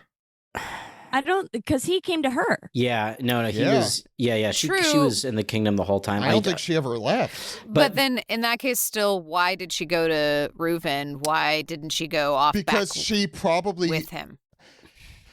Because he probably was like, no, you're not coming back with me. Like after that, and maybe I feel like maybe there was some sort of a reason why, like, oh well, I guess if she's the queen, then something. There's a lot here that's unsaid, and I feel like it's because all of this was because it was Brooke's POV. Yes, and like if fair. If it was like an all-encompassing flashback, then we probably would have seen Marcus Mars there too. Right now, we just see like Emu hanging on like some sort of weird goiter, like. To this Itsumade shadow, like there's a lot here that's still unsaid, and it's too gosh darn random to be coinkydink. Agreed. It feels like Leuven knew to some extent. He definitely did. Like if you like, that's 100%. Why he has such a crabby demeanor, like the entirety of post marriage. I feel like that's. But he's also like crying over her grave, and I wonder if it's. It also kind of explains. It explains his relationship with Brooke, I think. Although I guess that's before, but you don't really see them interacting ever. Reuven and Candel. Aside from like Brooke reminiscing as to when they got married, which you just see this kind of like cartoonish, like, oh, they're married, yay. But you never actually are seeing them interact. I agree 100% with Alex's take there. I just there's no pieces to put together is the problem. There's no wherewithal. I feel like Oda has given us the crumbs, and the question is, will he? And I hope. If he doesn't like address it, I would be disappointed, but I do personally feel like he narratively has explained it. So right now we have two characters. We have two characters that could shed light on the situation. When Shuri comes to, she could probably give whatever Manmeyer told her, whatever happened before Brooke walks into the room, right? And then Emu's there. Emu's there too, and clearly. Oda's keeping a secret as to what these eyes are supposed to signify, until a time where Emu can properly monologue for an entire chapter. Can I say it's also really interesting that, and then I'm going to stop talking. It's really interesting that Emu is still in his original silhouette when he's at this. I mean, not surprising, but we've talked a lot about like be there through Marcus Mars. Yeah. Sort of like how in God Valley he did the same thing with Saturn. But it's like, okay, if the form that we're seeing in Elbaf today is his quote unquote true form, why is this silhouetted? Like, what are we still? What's being either hidden from because he's not Yeah, he's not in full power here. He's just in his like spy mode. Yeah. Plus, it's a lot easier to draw him in blob mode too. Yeah, could be that too. Could just be some sort of like shadow form that he takes because he can't because manifesting himself on the ground hurts him. Steven. Yeah. I'm sorry, it's like Kirsten, not do you have other thoughts? Sorry, on the chapter. Oh. My other hot take and main thought about the chapter is that while rereading it through, I sort of wonder, like Luffy saying right now, I can't see anyone beating me, feels like he's about to get beaten. 100%. Yeah, I don't think he's gonna win this. One potential scenario, which would be very interesting, and also maybe this is because I'm reading Mistborn and drawing 1,000 parallels between Mistborn and the world government right now. But I sort of like, what if Luffy and Loki get captured and brought to Mary Jo or some other world government base? And from here, the Straw Hats have to go save Luffy? Would be an interesting turn of events. I definitely like that. This definitely crossed my mind that, if Luffy is to lose here, then what does that entail? Like, I think I might have brought this up on the podcast or outside of it, but like, oh, what if Luffy dies and he goes to the astral plane or whatever, which is like the third tier of Yggdrasil here, and then has a weird come to Jesus moment and has a power up or something. I don't know. But there's got to be there's some. I hope he doesn't die, but because I feel like that takes stakes out of things sometimes when you do that to a character personally. When a character dies, you think it takes the stakes out? Except Brooke, who. Well. Yeah. Yo ho ho. Yeah, I don't know. You mean like if a character dies but then comes back, then it's sort of like, well, they can die and come back and it's fine. Right. It's like a weird plot device, I guess. I mean, I'm thinking of Dragon Ball specifically, where, Well, and Luffy kind of already died to awaken Gear 5, so... That's true. Yeah, but his heart restarted with the power of music, not opera. That would be evil. Yeah. Emu's drums are opera. The drums of opera. The drums of opera. It's the drums of the opera. That's a thing that opera's really known for, is its drum Drums. solos. Percussion. Yeah, the drum solos. Drum. The performers, they're just like, all right, we're gonna take 5 here. The drummer's got his solo coming up. Drum solos at the opera. Okay. Anything else, Kirsten? No, that's it. Those are my 3 hot takes. Steven, do you have any hot takes? My hot take would be that, this is kind of sad to say, but I feel like all of Luffy's stuff at the very end of this did nothing for me. We were kind of joking with the crew where they were all doing their here's my one thing that I do in the post time skip. Nami's like, I'll use my lightning, and Frankie's like, I'll use my radical beam, and it really did feel like Luffy. That was the most yada yada Luffy. He's like, rah, I ate food, I'm full. Now I'm gonna go beat him, and then he just kind of shows up and punches him, which sucks because you I like that. Yeah, I mean, yes, it's satisfying to see him, but it just felt very kind of color by numbers. It feels very much like something we've seen 100 times before, and so it didn't feel as special as I would have liked. 1,000 times, 1,186. No, go ahead. Yeah. But we'll see what happens with that. There's a part of me that definitely kind of appreciates the sort of you're trying to connect the dots with the flashback, but there just aren't enough of them to make a coherent picture. And I do feel obviously there's some chance that we will get a little bit more of that, like we said, when let's say Shuri awakens, since obviously we know given the Domio Reversi effect here, that all of this stuff she was saying to Brooke to hurt him and to push him away was not her her real thoughts. That's her evil universe thoughts. And so yeah, there's a chance we'll get more of this story, but it does strike me as one of those things where, like, especially later on in the story, I think Oda is fine with certain things going unsaid, and you could argue that maybe some of that is like, well, he doesn't want to get too like into the grisly details of like, right, was this like celestial dragons going on another rampage of flings in the hay, so to speak, or was it Kendall had a really unsavory side that we don't know about. I think that he enjoys, in this case, probably like leaving us kind of in the dark to wonder what those answers could be.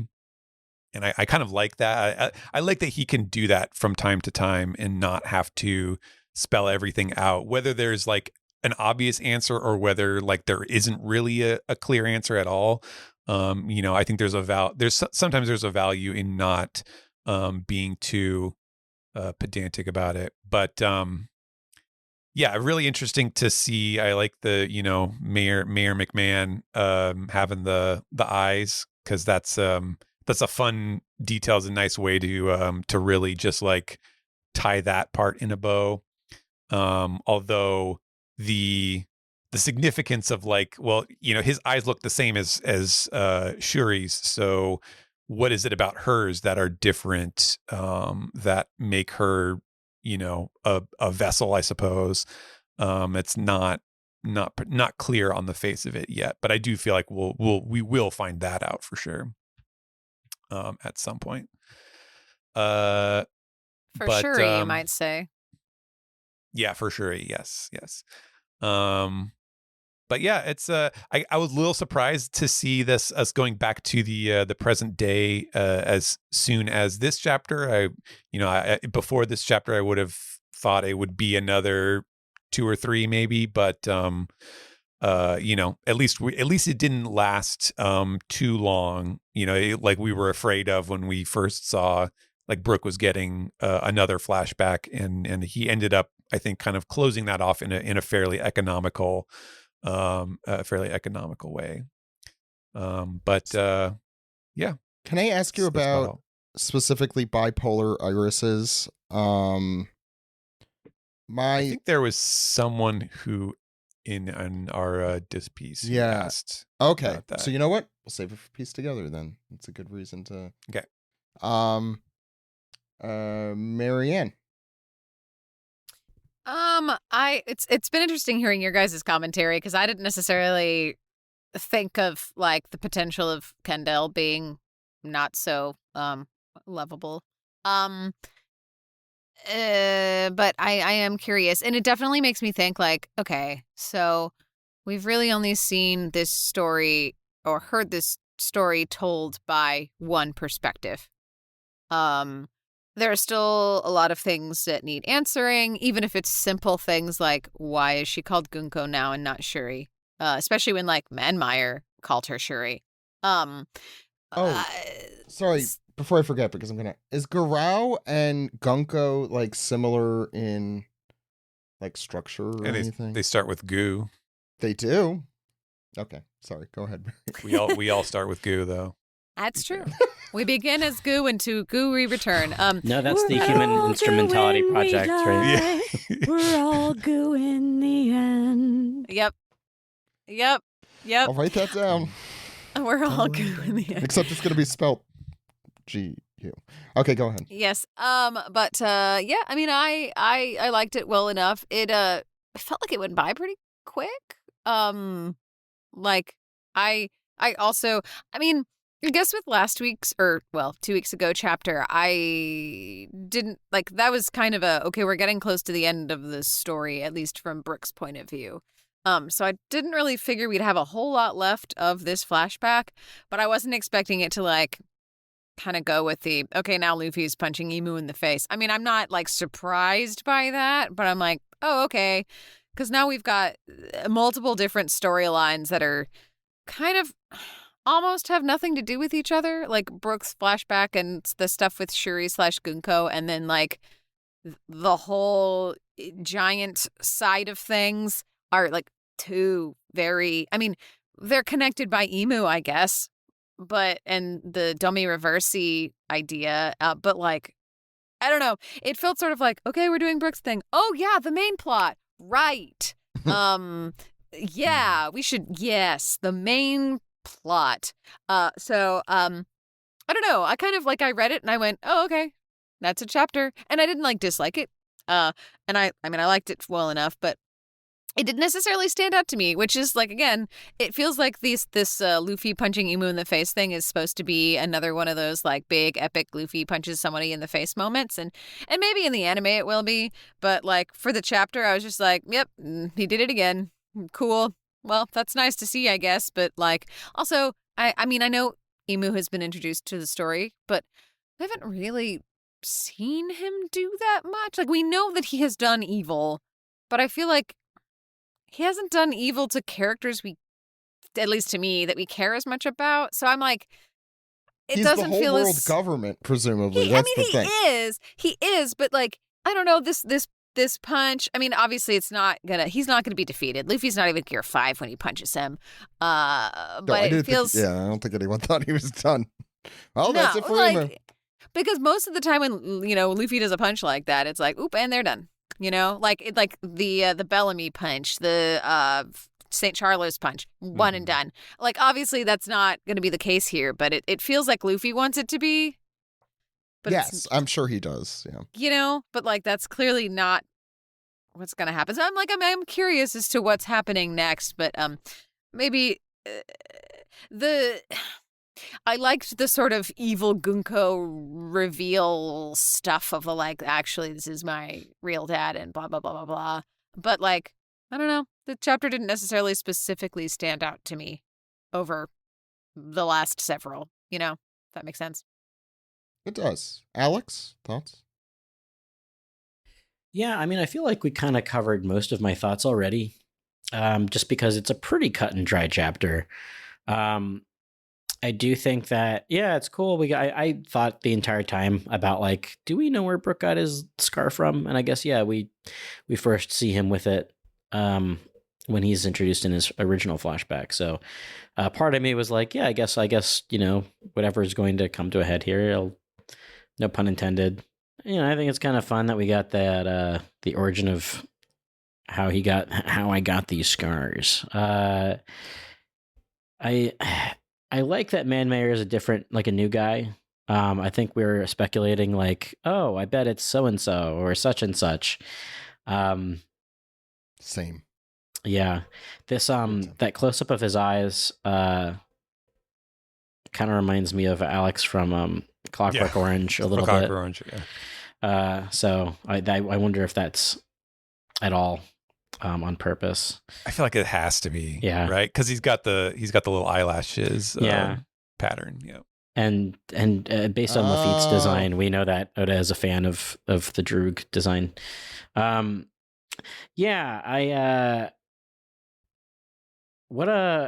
was sort of hoping for a like, and then Brooke became a pirate, like, you know, a little bit of a coda to this.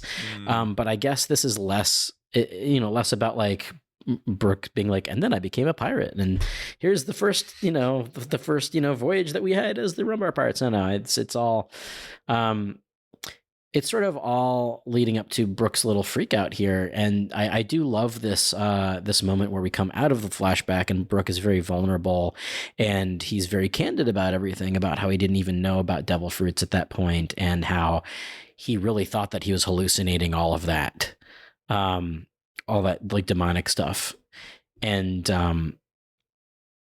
I think that like, it's kind of neat that we see that perspective from a character in this particular arc with the Domir Versi stuff going on, as opposed to just like, oh, we got to fight these demons, and if we kill them, they'll turn back. Yay! But this is somebody who's like, oh, I've seen these demons before, but I thought it was just a dream. I think that's an interesting angle, and I think it's really great to give Brooke that angle, because I feel like Brooke has needed,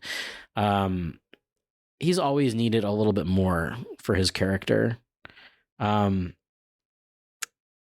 I'm looking forward to whatever reunion they're going to have.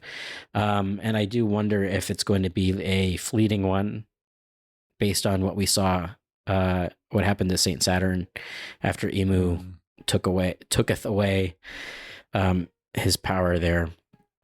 Yeah, I think that there's a possibility here that Emu is done with Gunko, and that we're going to see this, and it's going to be kind of heartbreaking, I think, to me, because out of all the characters that we've met in this arc, I feel quite attached to Shuri now, because I think the flashback does a really good job of painting her relationship with Brooke. But yeah, no, I'm kind of with Steven here. We're like, oh yeah, Luffy. Here's Luffy punching. I think it's a really cool panel at the end, but yeah, I don't know. I don't think that this is going to be a fight that he can win. I think, Alex, so she would be 80. How old would she be? She'd be, so it was 70 years ago, and she was 7 when that's 77, right? Something like that. So even if she was a teenager. Oh, no, but the flashback started 70 years ago, and she was 7 when it started. And she was 16 when she got taken to the Holy Land, but we don't know when she was imbued with Emu's power. But right? I guess my point is, in lieu of that, she would be 77 years old today. Mm-hmm. So even if she got, reversed, Saint Saturn, for lack of Saturn, she'd just be an elderly. She would be an elderly woman, which I actually think is like not hurt. There's a heartbreaking aspect to it. Like it's like, this little girl that you knew becomes this, older woman while you're there's definitely it's definitely still very.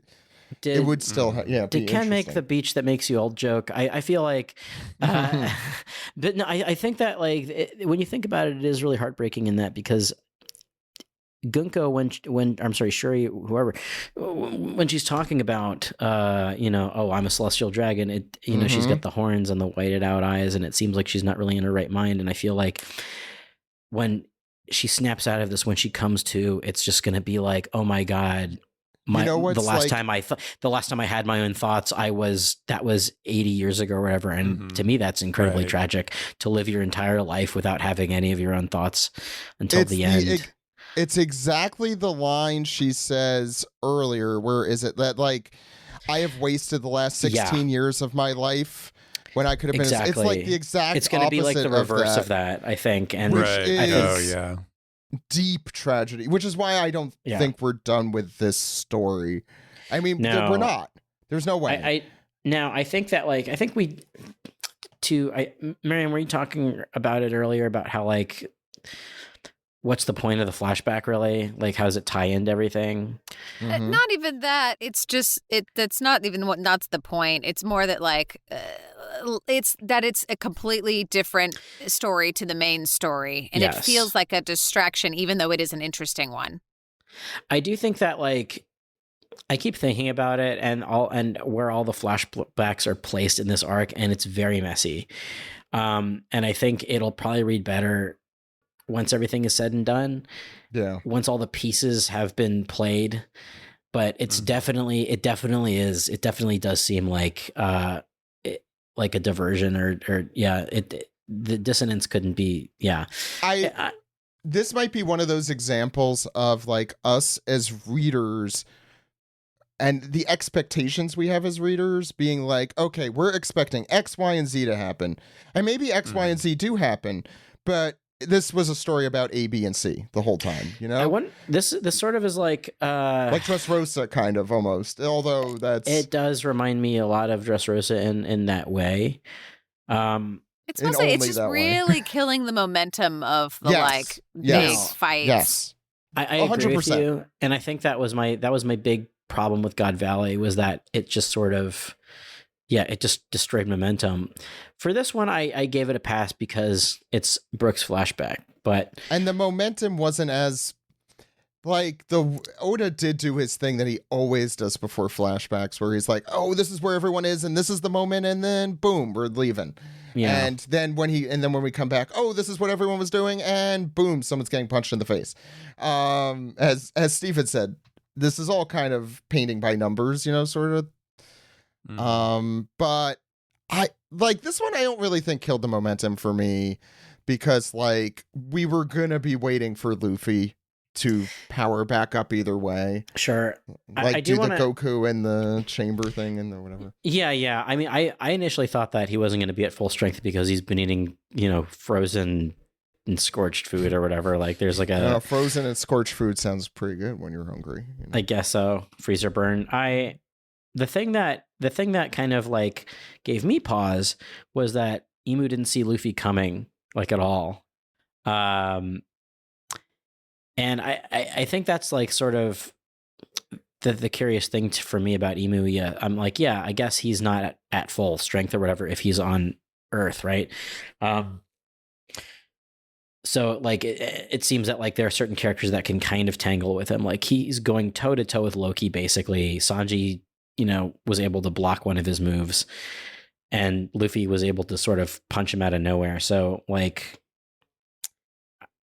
there's something about his like I don't know, this all-powerful, like presumably, the all-powerful character in the series getting sort of not to be a power scaler about this, but it's a tricky balance, right? Yeah. Like he needs to be, he needs to be beatable for the story to work, but also like you want him to be more imposing than any other villain, hopefully, or something. Yeah. I am still go ahead. Sorry.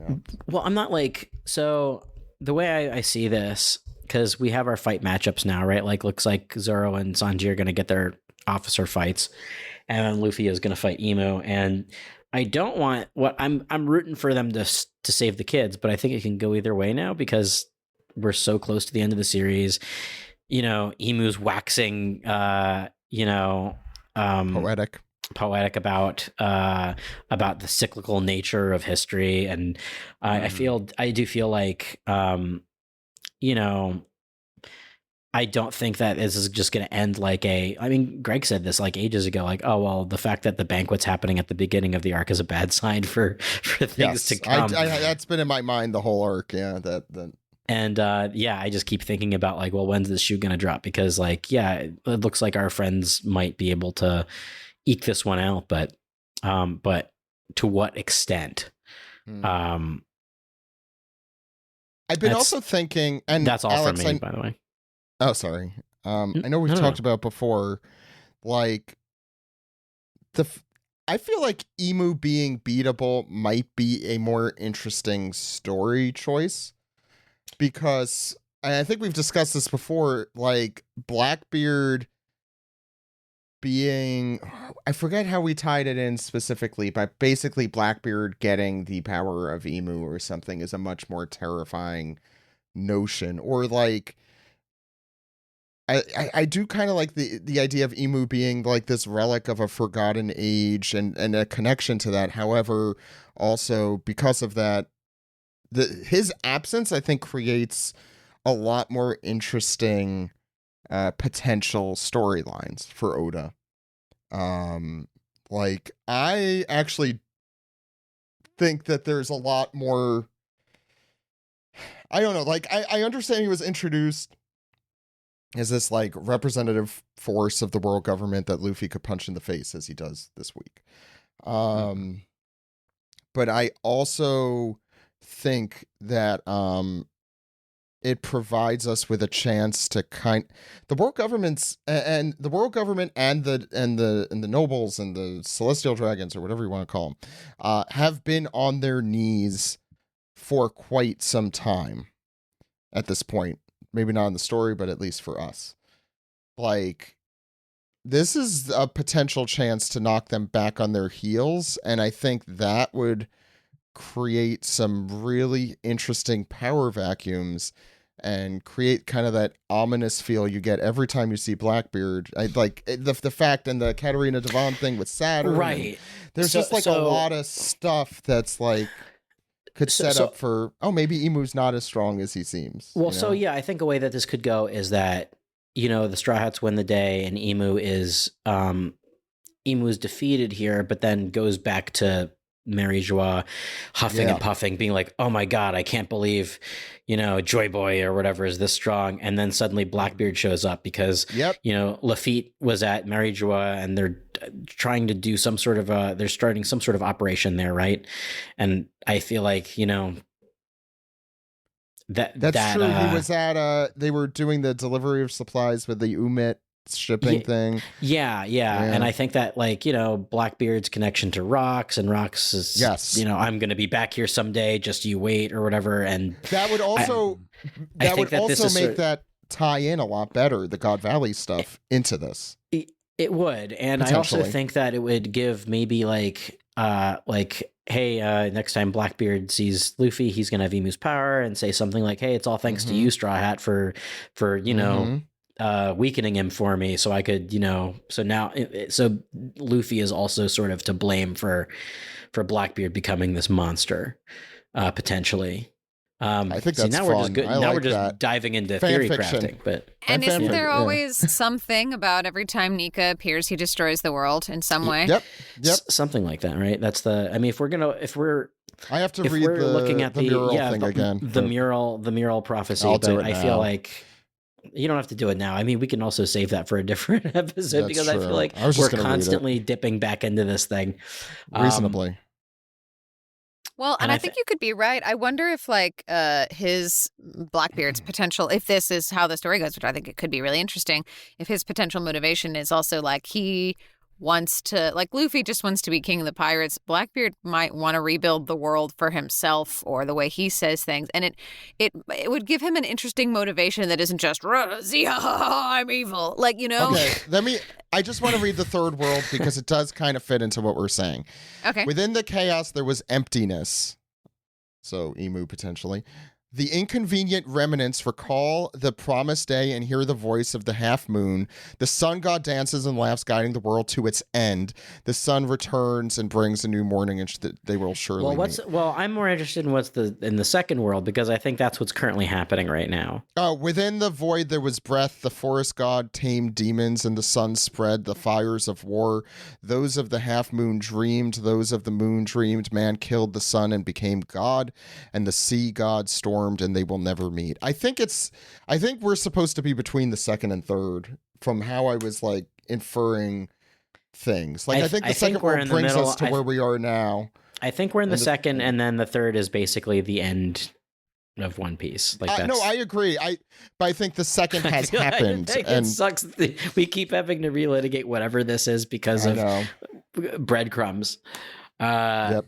We love breadcrumbs. That's what we live off of here. Yeah. They're delicious. I have nothing else to say about this chapter, by the way. Yeah, we're birds. We're birds. What was it we were saying? We're like Luffy. Even if it's frozen and burnt at the same time, we'll take what we it makes sense. Maybe that's why Big News Morgans is a bird, because he's finding all the crumbs and that making up stories. Mm-hmm. Full circle. Well, we are Big News Morgans. Big News Morgans is all of us. We are. On the cruise. That's what that song's about. Anyway, that'll do it for the manga. We have more of this to discuss and piece together, as we hinted at, which we'll go through in a moment. For those on Patreon, stick around and hear our alternate title and image discussion. But everyone else, see you in the next segment.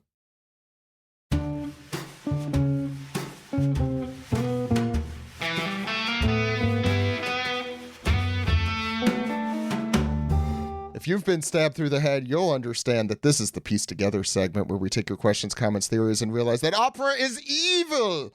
Was that a SpongeBob reference I just did? I think it was. I don't know.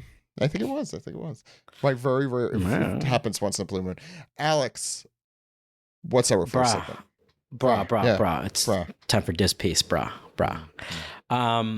This first one's from the 22nd. That was last week, right? So I guess I'll read it. Yeah.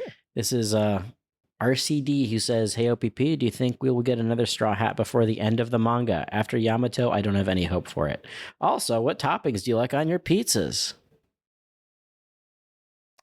I'm pretty boring with pizza, so why don't you all go? We're doing that. I like black olives. Ooh. I am also a black olive fan, but put mushrooms on there. And if they're available, artichoke hearts as well. Ooh, that's nice. Yeah. I am my classic combo is pepperoni and mushroom. I love pepperoni and mushroom as a combo, but I like it hot. Some like it hot. I like it hotter. So put jalapenos on that pizza too, as long as you're at it. I do like spicy pizza. Chicago style, I like things in it. New York style, or like Italian style, I want my classic. With there's exceptions. Like I do like ones with like spicy olive oil or something like I've been pretty thumbs up about Detroit style. Detroit style is my favorite style of pizza. Very good. Yeah, I'm glad they're having a renaissance. And Emmy Squared, it's like a little chain. If you like, they have a pie that's pepperoni and Calabrian chilies, and it's really freaking good. I mean, I'm sorry, I'm still. I gotta be in shit. New York's number one with pizza. I can't. Well, because of the water, right? Because of the water. And they'd also kick me out of the state if I ever. But seriously, though, it is the best. Like I You're not in the sincerely city believe anymore. that. I think you're fine. You're safe. No, they kick you out of the tri-state area if you say anything about it. All right. Well, I anyway, have nowhere to go. I was walking there. What was the other question? Will we get another Straw Hat before the end of the manga? I don't think so. I mean, how do you define Straw Hat? Like, I mean, at this point, all the allies count, right? Yamato, well, Loki, maybe, because of the way that was presented. Yeah. All right. Big Mike says, here's a Yamato-related question to make up for his... What? No, Big Mike's questions are always inducing. So yeah, I mean, I haven't vetted this yet, so I'm just going. Let's go for this ride and see what happens. Yep. Yeah. Delaney, make sure you hit keep your finger on the delete button just in case. I'm scared. Let's see. Here is a Yamato-related question to make up for his absence during Pride Month this year. Please enjoy. If Yamato got lucky and got to do a mixed bath with Okiku and her attractive trans girlfriends, how big of a nosebleed do you think he'd get from seeing them naked? Okay. Next. Yeah. You know what? Next. Yamato's not Sanji. Yeah. No, that's true. Right. We've never seen him like fanboy gush over like anyone except No. Ace. Yeah. Well, yeah, but even then they were bros. Yeah. To seriously answer a joke question, there it is. That's a ship I'm like. That's one of Ace my and Yamato? Yeah. I mean, it's the writing's on the wall. Yeah, already like there. they had like a romantic fireside meal, like that. A succulent fireside meal. We'll go to Ken on this later and get his opinion because I think I would ship it. Authority. I think I would ship it more if I hadn't read the Ace Light novels and already shipped him with Iska, the Marine.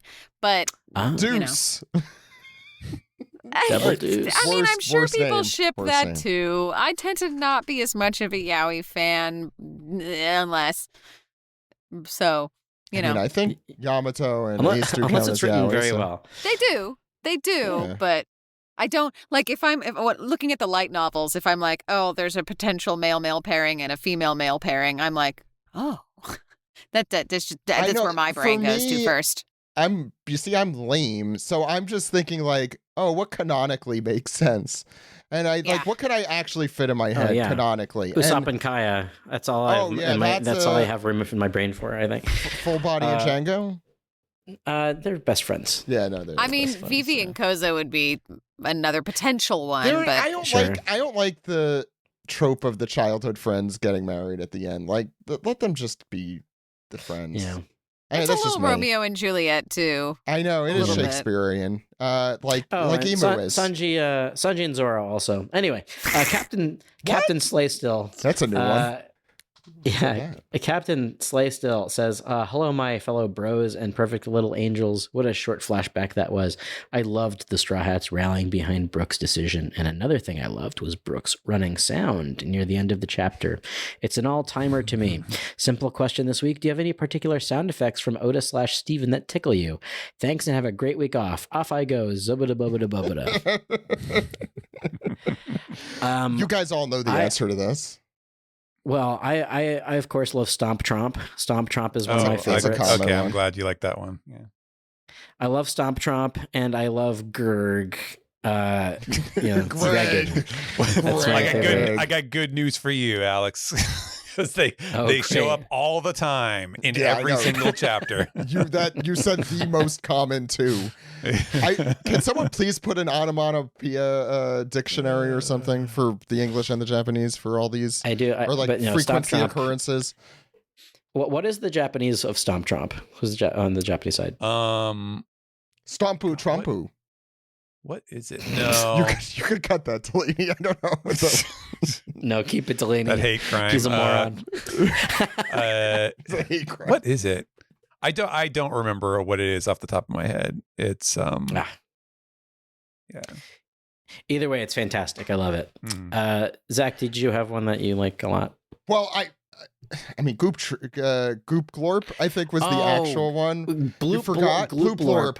There was Gloop Glorp. Oh my God, how could I forget? I think there was both. Like, look, I hate Treble with a fiery passion, but his sound effects were top tier sound effects. I agree. That doesn't make the man, but it makes the manga. That's what Manspreader would say. Yeah, good one there, Zach. Marianne, do you have a... I'll be honest, I don't know that I've... I enjoy them when I read them, but I don't... Remembering them is tough, yeah. Yeah, I don't think about it later like, oh man, that sound effect noise was pretty great. Sorry, Marianne, you can't come on the show anymore if that's how you feel. No, when I read it, I'm like, what? Lol. But then I go, oh, the plot, the story, and I forget exactly what they are, so I don't really have one. Sorry. That's fine. Steven, you were the closest one to this, I feel. Yeah. I think Donchan might have been the Stomp Tromp thing, which is kind of like a literal thing, because like a Donchan Sawagi is like people carrying on and carousing and partying and stuff. So I think if I'm remembering correctly, that's what he uses. Yeah, I don't know. This one is a really good one. I was very proud of that one, so I'm glad that it tickled people as well. It was an extremely good one, yeah. I like Well, Zubba to me sounds like if you try to make an onomatopoeia out of the Scooby-Doo running sound effects from the Hanna-Barbera library. Right. I was definitely thinking along the lines of a classic cartoon library. I gotta say, like, when Oda doesn't. He gets good press for this. It's his onomatopoeia is usually on point. To the point where sometimes it's a discussion point. Like, was the metallic one that we mentioned that was weird? Was that Emu? Yeah, it was with his. Don't look. The what do you call it? What did we call that thing? The circle, donut. Hertz donut. Yeah, the Hertz donut. Oh, right. The reloading sound effects. Yeah. Yeah, that was very interesting. Yeah. Everybody loved GG, the cigarette sound that people thought was calling Sanji GG as a nickname. That was a scanlation thing. The scanlations. The one thing I totally forgot about that. The consistently bad about translations is I don't think they ever translated sound effects. But I might be wrong about that. But I feel like... Yeah, I mean, they usually don't, yeah. When I jumped onto... no pun intended, when I jumped onto Shonen Jump's, like, the official releases back in 2000, whenever that 12? Is that when that started? It was like, these have translations? They're not just Japanese in the background for no reason? I mean, sometimes they have them in the back, like in an index, like in volumes. 20th Century Boys does that. 20th Century Boys, yeah. And I think Monster does too. Either way, if we're moving on, yeah. This is Revolbon Avant Patch Says, if I had a nickel for every time a sword went through someone's head in this arc, I'd have 2 nickels, which isn't a lot, but it's weird that it happened twice. True. So I guess now we know why Brook's scar went all the way through to his skull. Do you think Shrinko spared his life on purpose? Or did Brook develop lobotomizing fencing techniques decades before Sanji invented plastic surgery kicks? Additional question for Steven. Why did you go for bipolar irises rather than the standard term of heterochromia or the mimetic term of eyes with homophobia? I thought it was heterophobia. It is heterophobia. Heterophobia. Yeah, she's like, I see cissets. The original joke is homophobia, but since it's heterochromia, I'm like, well, heterophobia makes more sense. So wait, so does that mean anyone without heterochromia is heterophobic in this pretend world? Anyway, well, Steven, no, because if you have, if you're, oh gosh, because I have homochromia because I have the same color eyes. Is what I'm saying. Most people do. So you're right. Well, we're all homochrotic. Yeah. Chronic. Crap. Homochrotic? I don't know. Well, the joke was heterophobic.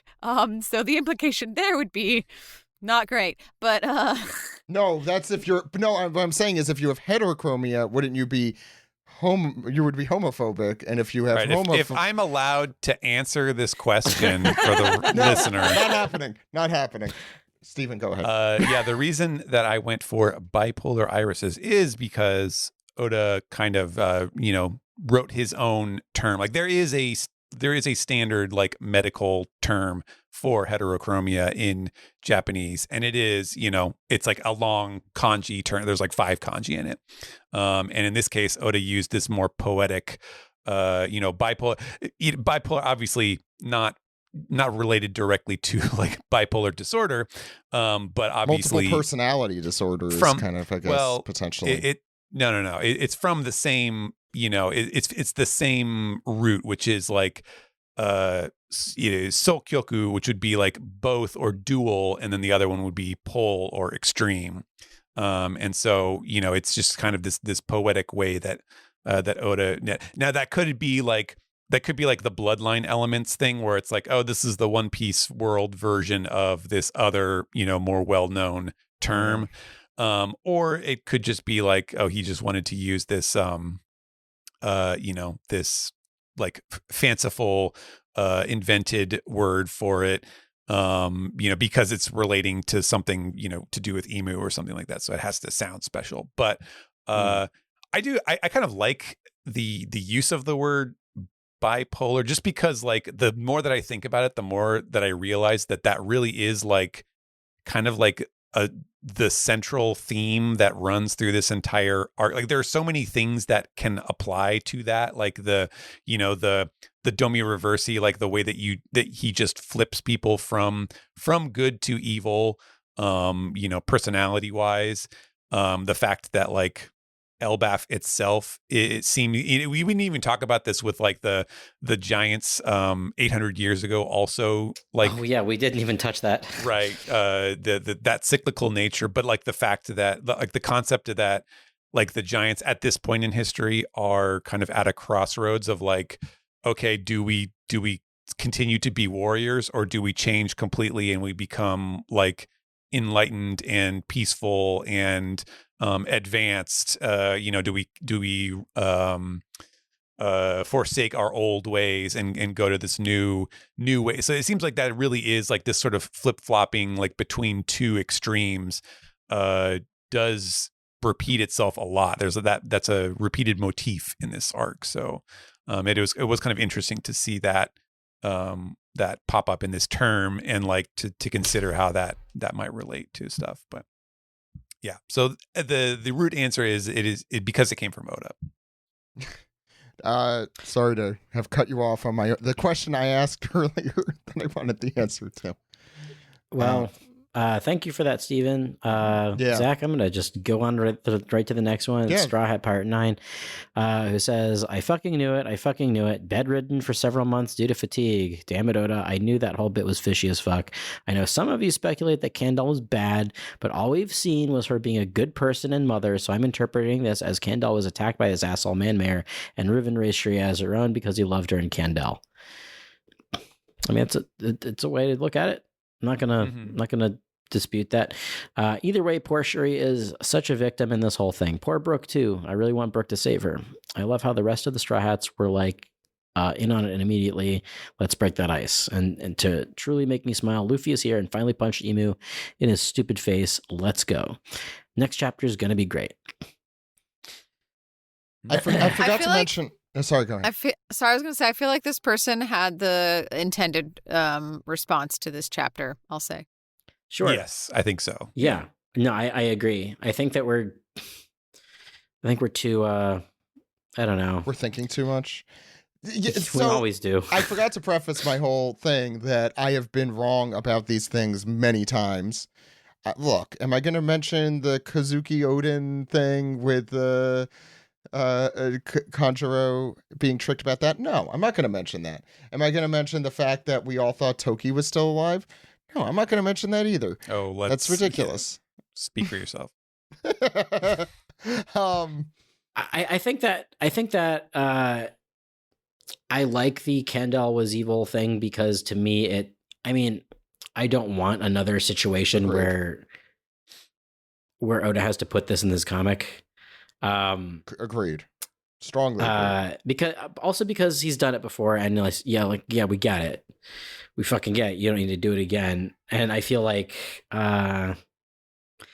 this is also my way of just sort of thinking like how like what other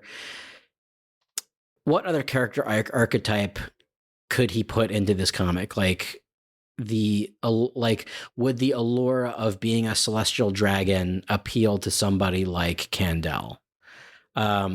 Just like how it appealed to York, 1/7 of Vegapunk, right? So I think that like to me that's also it's a much more interesting way to take the story. Sometimes the more interesting way is not the way that he ends up going, unfortunately. Right. I mean, that is the problem with theory crafting, is that you're either correct, which is kind of disappointing sometimes because it's like, oh, I guessed it, or you're incorrect and it does not meet your expectations and you're disappointed that it doesn't. Or, or it surpasses your expectations, which is possible as well. This might be a controversial statement, but sometimes the more interesting route is not the right route. For the story sometimes. Like you could be like, wow, this is really interesting, but like it might mess with like characterization. It might not, align with like the themes that are going on and stuff. So it's not always as easy as that. The week to week thing. Like I think about like, okay, remember the chapter where we thought everything was over and it wasn't, obviously, but at the time we're like Thriller Bark. I think like that's a good Thriller Bark is another great example. Like when you read week to week, it could seem like a decision is ill-informed or uninteresting, but it's actually the more, there's something else there that we're not seeing. And Zach, this feels were you referring to like the chapter where it was like the very next one was the one where Emu descends and and then we see him. Yeah. It was literally, we were talking about Emu's Vacation, that one with where Kirby drew him going through security, which is one of my favorites. But it's the week to week thing too. I think that definitely warps your thinking. When reading this, like we didn't even talk about the possible third scenario in which Oda never revisits this again, totally and we're just possible. left to our own devices as to what happened. Well, that seems to be Steven's favorite because Steven, you were and you're not. I don't disagree. I mean, like it wouldn't be my preference, but it is interesting to have it just like not be something that's addressed. Somebody's going to ask about it in SBS, and then he's going to be like, "Oh yeah, she really wanted to be a celestial dragon," and blah, blah, blah.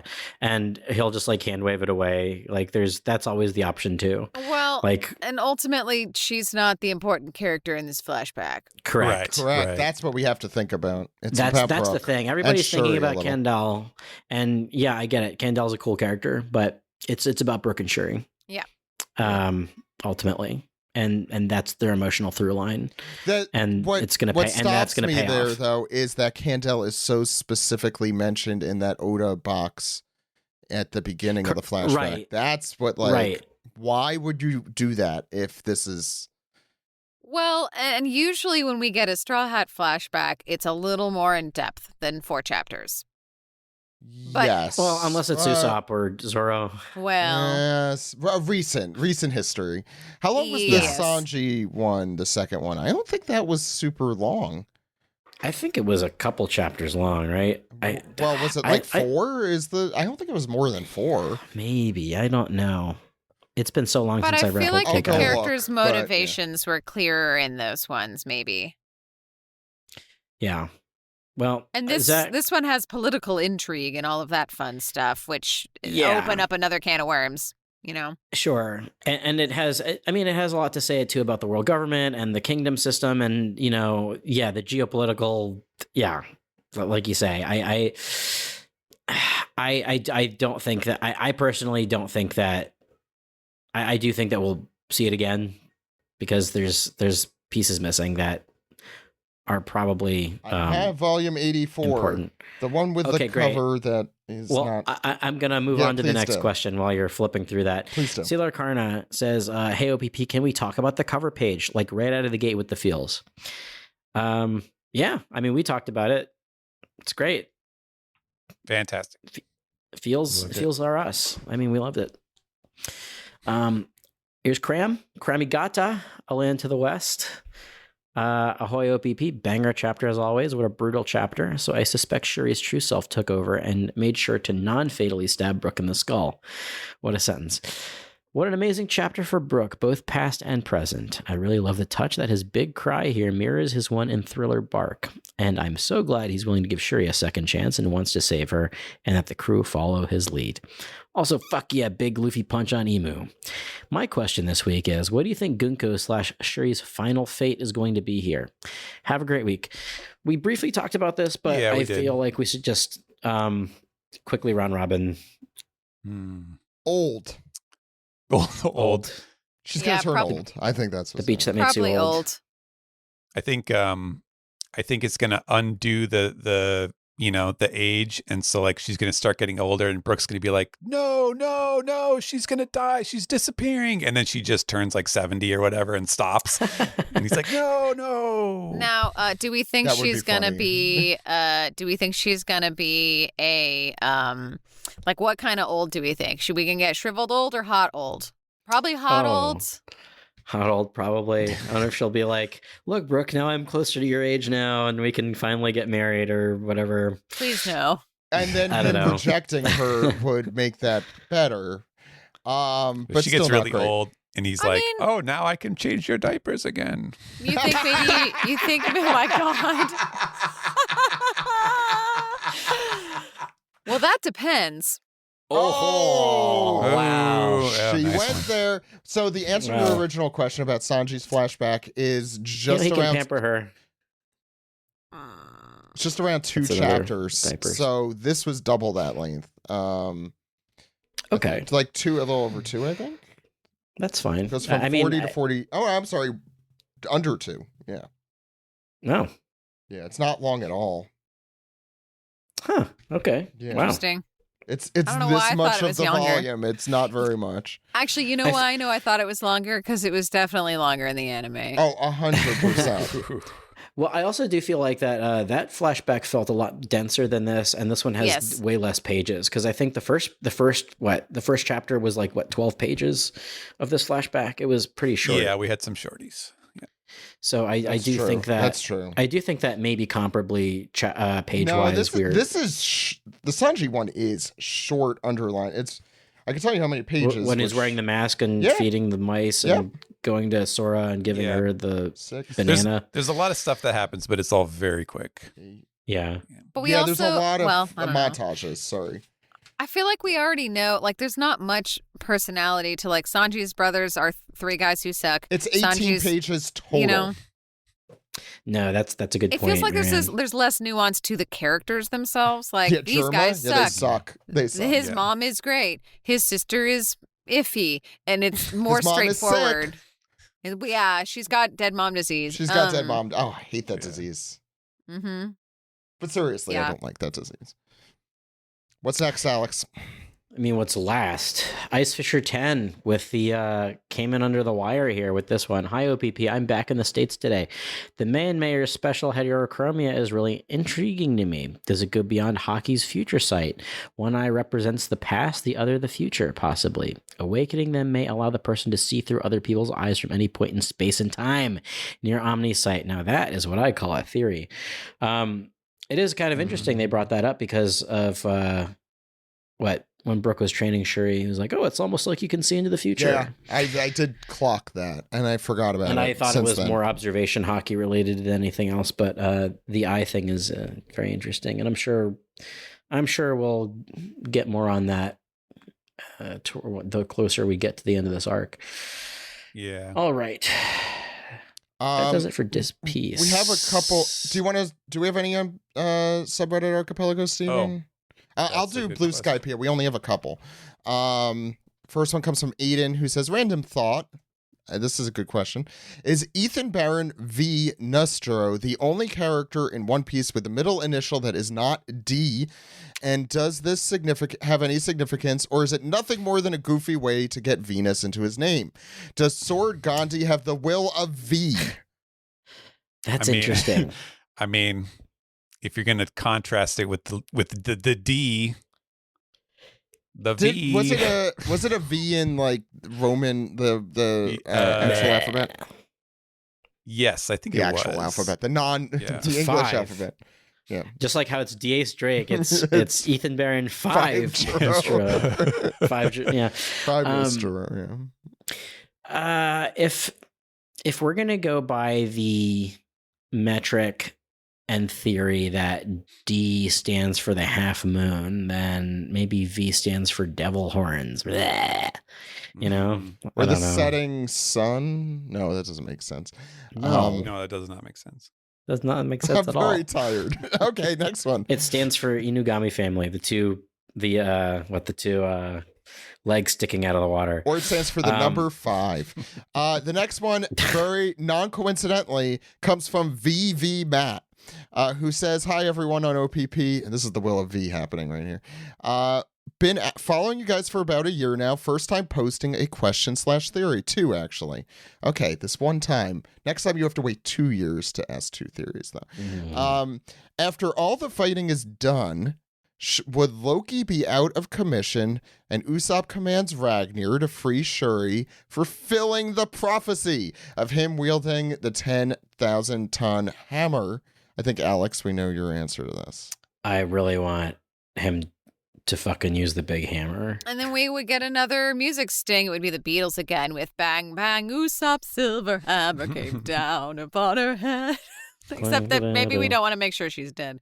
I want you to do the rest of that, except I don't think Toy or us could afford the rights. No, probably not. Second, Probably not. I 100% agree. And plus we have, what's his name? The owl, who's in my backyard right now. Biblo, to help shrink the hammer down. So that'll be good. The owl's still there. I don't know if it is. VV Matt says, since Shuri's father is revealed to be a celestial dragon like Bonnie, Shanks, and Shamrock, could the same be said for Nami? We know nothing about her biological parents, only that the Oikut kingdom was destroyed. I think that's a live action ad, if I recall. Who is her father? Wrong answers only. Okay, here we go. Arlong is her dad, if you're going for wrong answers. There's the obvious That wrong would answer. be wrong. That's definitely wrong. I don't know if you get the meme, but it's right. Fishbone in, indeed. Dr. Fishbone in. Yeah. Somebody was fishboning. Wah, wah, wah, wah. I feel like that could be a plot or not. I don't want to ever find out who Nami's parents are as a significant plot point. That's me. We have so Yeah, many of these. I I agree. don't care anymore. Let Nami just use her lightning thing and ask, can I shoot lightning at that? That's enough for me, but really do other things besides just the lightning. That's it. Alex, what about you? Would you like to see Nami's parents? I don't care anymore. About the podcast or about the No, about Navi's parents. I feel like there is a certain curiosity to me because, you know, she was found as an orphan, her and Nojiko, and it would be interesting to find out where they came from, but I wouldn't want her to be anybody significant, like a princess or something. Yeah. Well, Oda just like completely disabused me of any notions of like, ooh, that would be so exciting when he revealed that Queen is Frankie's dad. So be careful what you wish for. Or that, what's his face? The Harafuda is page 1 and Ulti's dad. Yeah. By the way, that's the person that Ace killed, right? Didn't he kill him? Yeah. He might have killed. Burned to death. Yeah, he killed him. What a nice guy. That would make Ace cooler. Not that cover story. Not his cover story that was just so adorable. But sometimes you gotta kill a man. Yeah, especially if it's the live action One Piece. Yeah, they do like that. Yeah, well, honestly though, it makes sense. DK Toy Chest has our last one. Yeah, sorry, go ahead. And Netflix is like, yeah, look, we don't want to pay these actors residuals. Like, let's get them out of here. It all comes down to that with Netflix, Marianne. I know these aren't your words. These are my words. Nope, I super can't say that right now. No, I know you can't. That's why I said they're my words, and very specifically not yours. I'm not being sarcastic. Why did I just say that? DK Torcha says, last one, man, the events in books past left him with a splitting headache and a broken heart, but he doesn't even have a heart now. Yo ho ho. That's just not nice to say to someone after they've experienced that kind of hardship. Do we have anything on the subreddit Archipelago, Steven? No, we do not. Okay. That'll do it for Piece Together. Any final thoughts, anyone? No. Netflix, you're great. We love you. Yeah. I will say I had forgotten about the they mentioned the 800 years ago thing, and they mentioned Gunko's power, and the whole scheme of everything else in the chapter. I was like, I've totally forgot. Those are interesting little plot points. Are we going to come back to them? Yeah. Probably, maybe, should be. Yeah, we've talked about this a lot, but the fact that could go either way is bothering me in this moment, even if it at the end of the day is unimportant. I mean, the 800 years ago, probably, yes, because that's Void Century, isn't it? That's after the Void Century. Okay. 900 through, it's 800 to 900, right? Is that what it is? I think 800 is the magic number. That's the Void Century. For some reason, I thought it was 9. Okay. That'll do it for the Piece Together segment. Zippity bibbity bibbidoo. Let's round this off.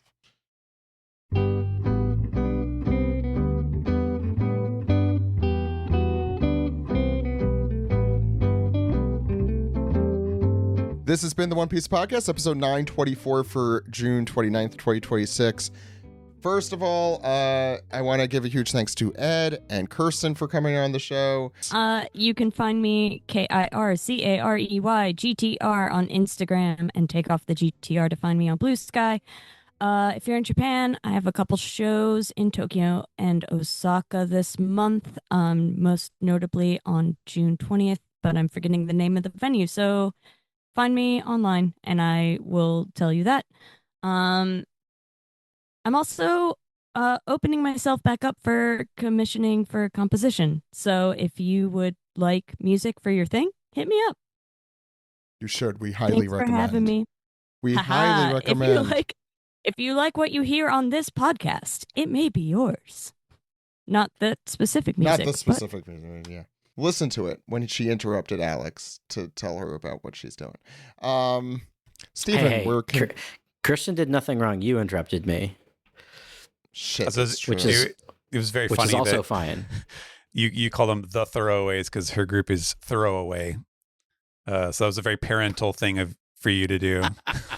That's what they say on the internets. It's like saying Best Buys. Yeah. The Best Buys. Or going to Blockbusters. The Googles. Oh, shit. Am I a parent? Is that You the might moment be. when I became... Apparently so. No, that's worse than anything I just did. Marianne, where can people find you? I am on Twitter, Instagram. I recently got a TikTok. I don't know what I'm going to do with it, but don't worry about that. All under the moniker Marianne D. Hobbit. Yeah. Also, the 100 Girlfriends Who Really, Really, Really, Really, Really Love You is coming back, and pretty sure we're dubbing it. So that'll be next season. That'll be the girl I play sounds kind of like Flampe, but she's much nicer. So if you want to talk about other things that I'm in that, as I joked earlier, that actually matter, I'm kidding.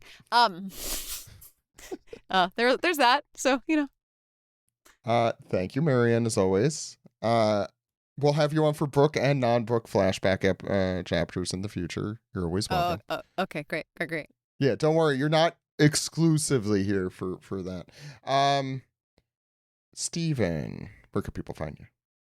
I'm over on Blue Sky, stephenpaul.bsky.social. And let's see, the Akane Banashi, I believe I think the dub is for the anime is coming out in July when that starts to go the up dub? on. Yeah, I'm not the sure. dub is going. Or is the it dub already is out. okay? They just did the Jugemu Goko blah Oh, blah blah wow, blah thing. okay. Yeah. Cool. Well, well, I know they're doing the rounds and cons. And, Dope as hell. yeah, I that's have dope to as catch hell. up on the anime. Yeah, It's great. the first season is done. The first cour is complete now, and so you can watch the subtitled version on YouTube for free. And I believe they announced that the second cour, like the other half of their or initial order, is going to start in the winter. So like, January. Yeah, I think it was January. January. Yeah, something like that. So. Yeah, you can check that out now. It's a nice little chunk of the story, pretty small of the the entirety of the story now, but they did a great job with it. Alex. I'm on Blue Sky at Dude Exclamation. Weeb Simpsons on Blue Sky, and Patreon.com/SuperArtFight. Sign it up and see videos of Super Art Fight, past and future, or whatever. Just give us money. You can find me at ZachLogan.com. I am going to do the rare thing where I'll do this quick, but I never really get time to watch anime, and I've just been binging on a bunch of stuff. So I am currently watching or finished watching Akane Banashi, Demons of the Shadow Realm, Witch Hat Atelier. These are all great shows. Amazing Witch Hat. I've been reading Witch Hat Atelier for many years. And not to be the hipster, but, I am being the hipster. You should absolutely read it if you haven't. I also just watched Apocalypse Hotel, which I cannot recommend enough. These are like that and Witch Hat Atelier are like really great. You've never watched anime before? Try these. And also Milky Subway I watched, which is also free on YouTube and also excellent. For those who have not seen it, it's like 45 minutes total. But friends of the show, Jeff, Sungwon, and Miles all were talking about it a lot, so I peer pressured. Very So excited for Jadugar too. That's coming up. Oh my god, I'm so excited for that. That manga is excellent. I love the idea of cutesy like looks in like really dark story is like a very fun juxtaposition. Like not like super dark, but like it is a historical fiction. It's historical. It's pretty dark. Yeah, I mean because There's it's some history. Mess up stuff happens. Yeah. But it also looks like something out of like the 50s. I love it. It's the manga you should pick up too if you haven't. I want to. The next volume comes out in July. I forget. It's like I think is it Yen Press or an indie pop publisher, or maybe it wants something else. I forget. Yeah. But that's under Witches of Mongol, I think is the manga. Yeah, name. or a witch in Mongolia or something like that. Yeah. Mongolia. Maybe that's it. Or anyway, I don't usually plug other shows, but check those all out because those are all excellent. You could find me, I mentioned ZachLogan.com on Blue Sky.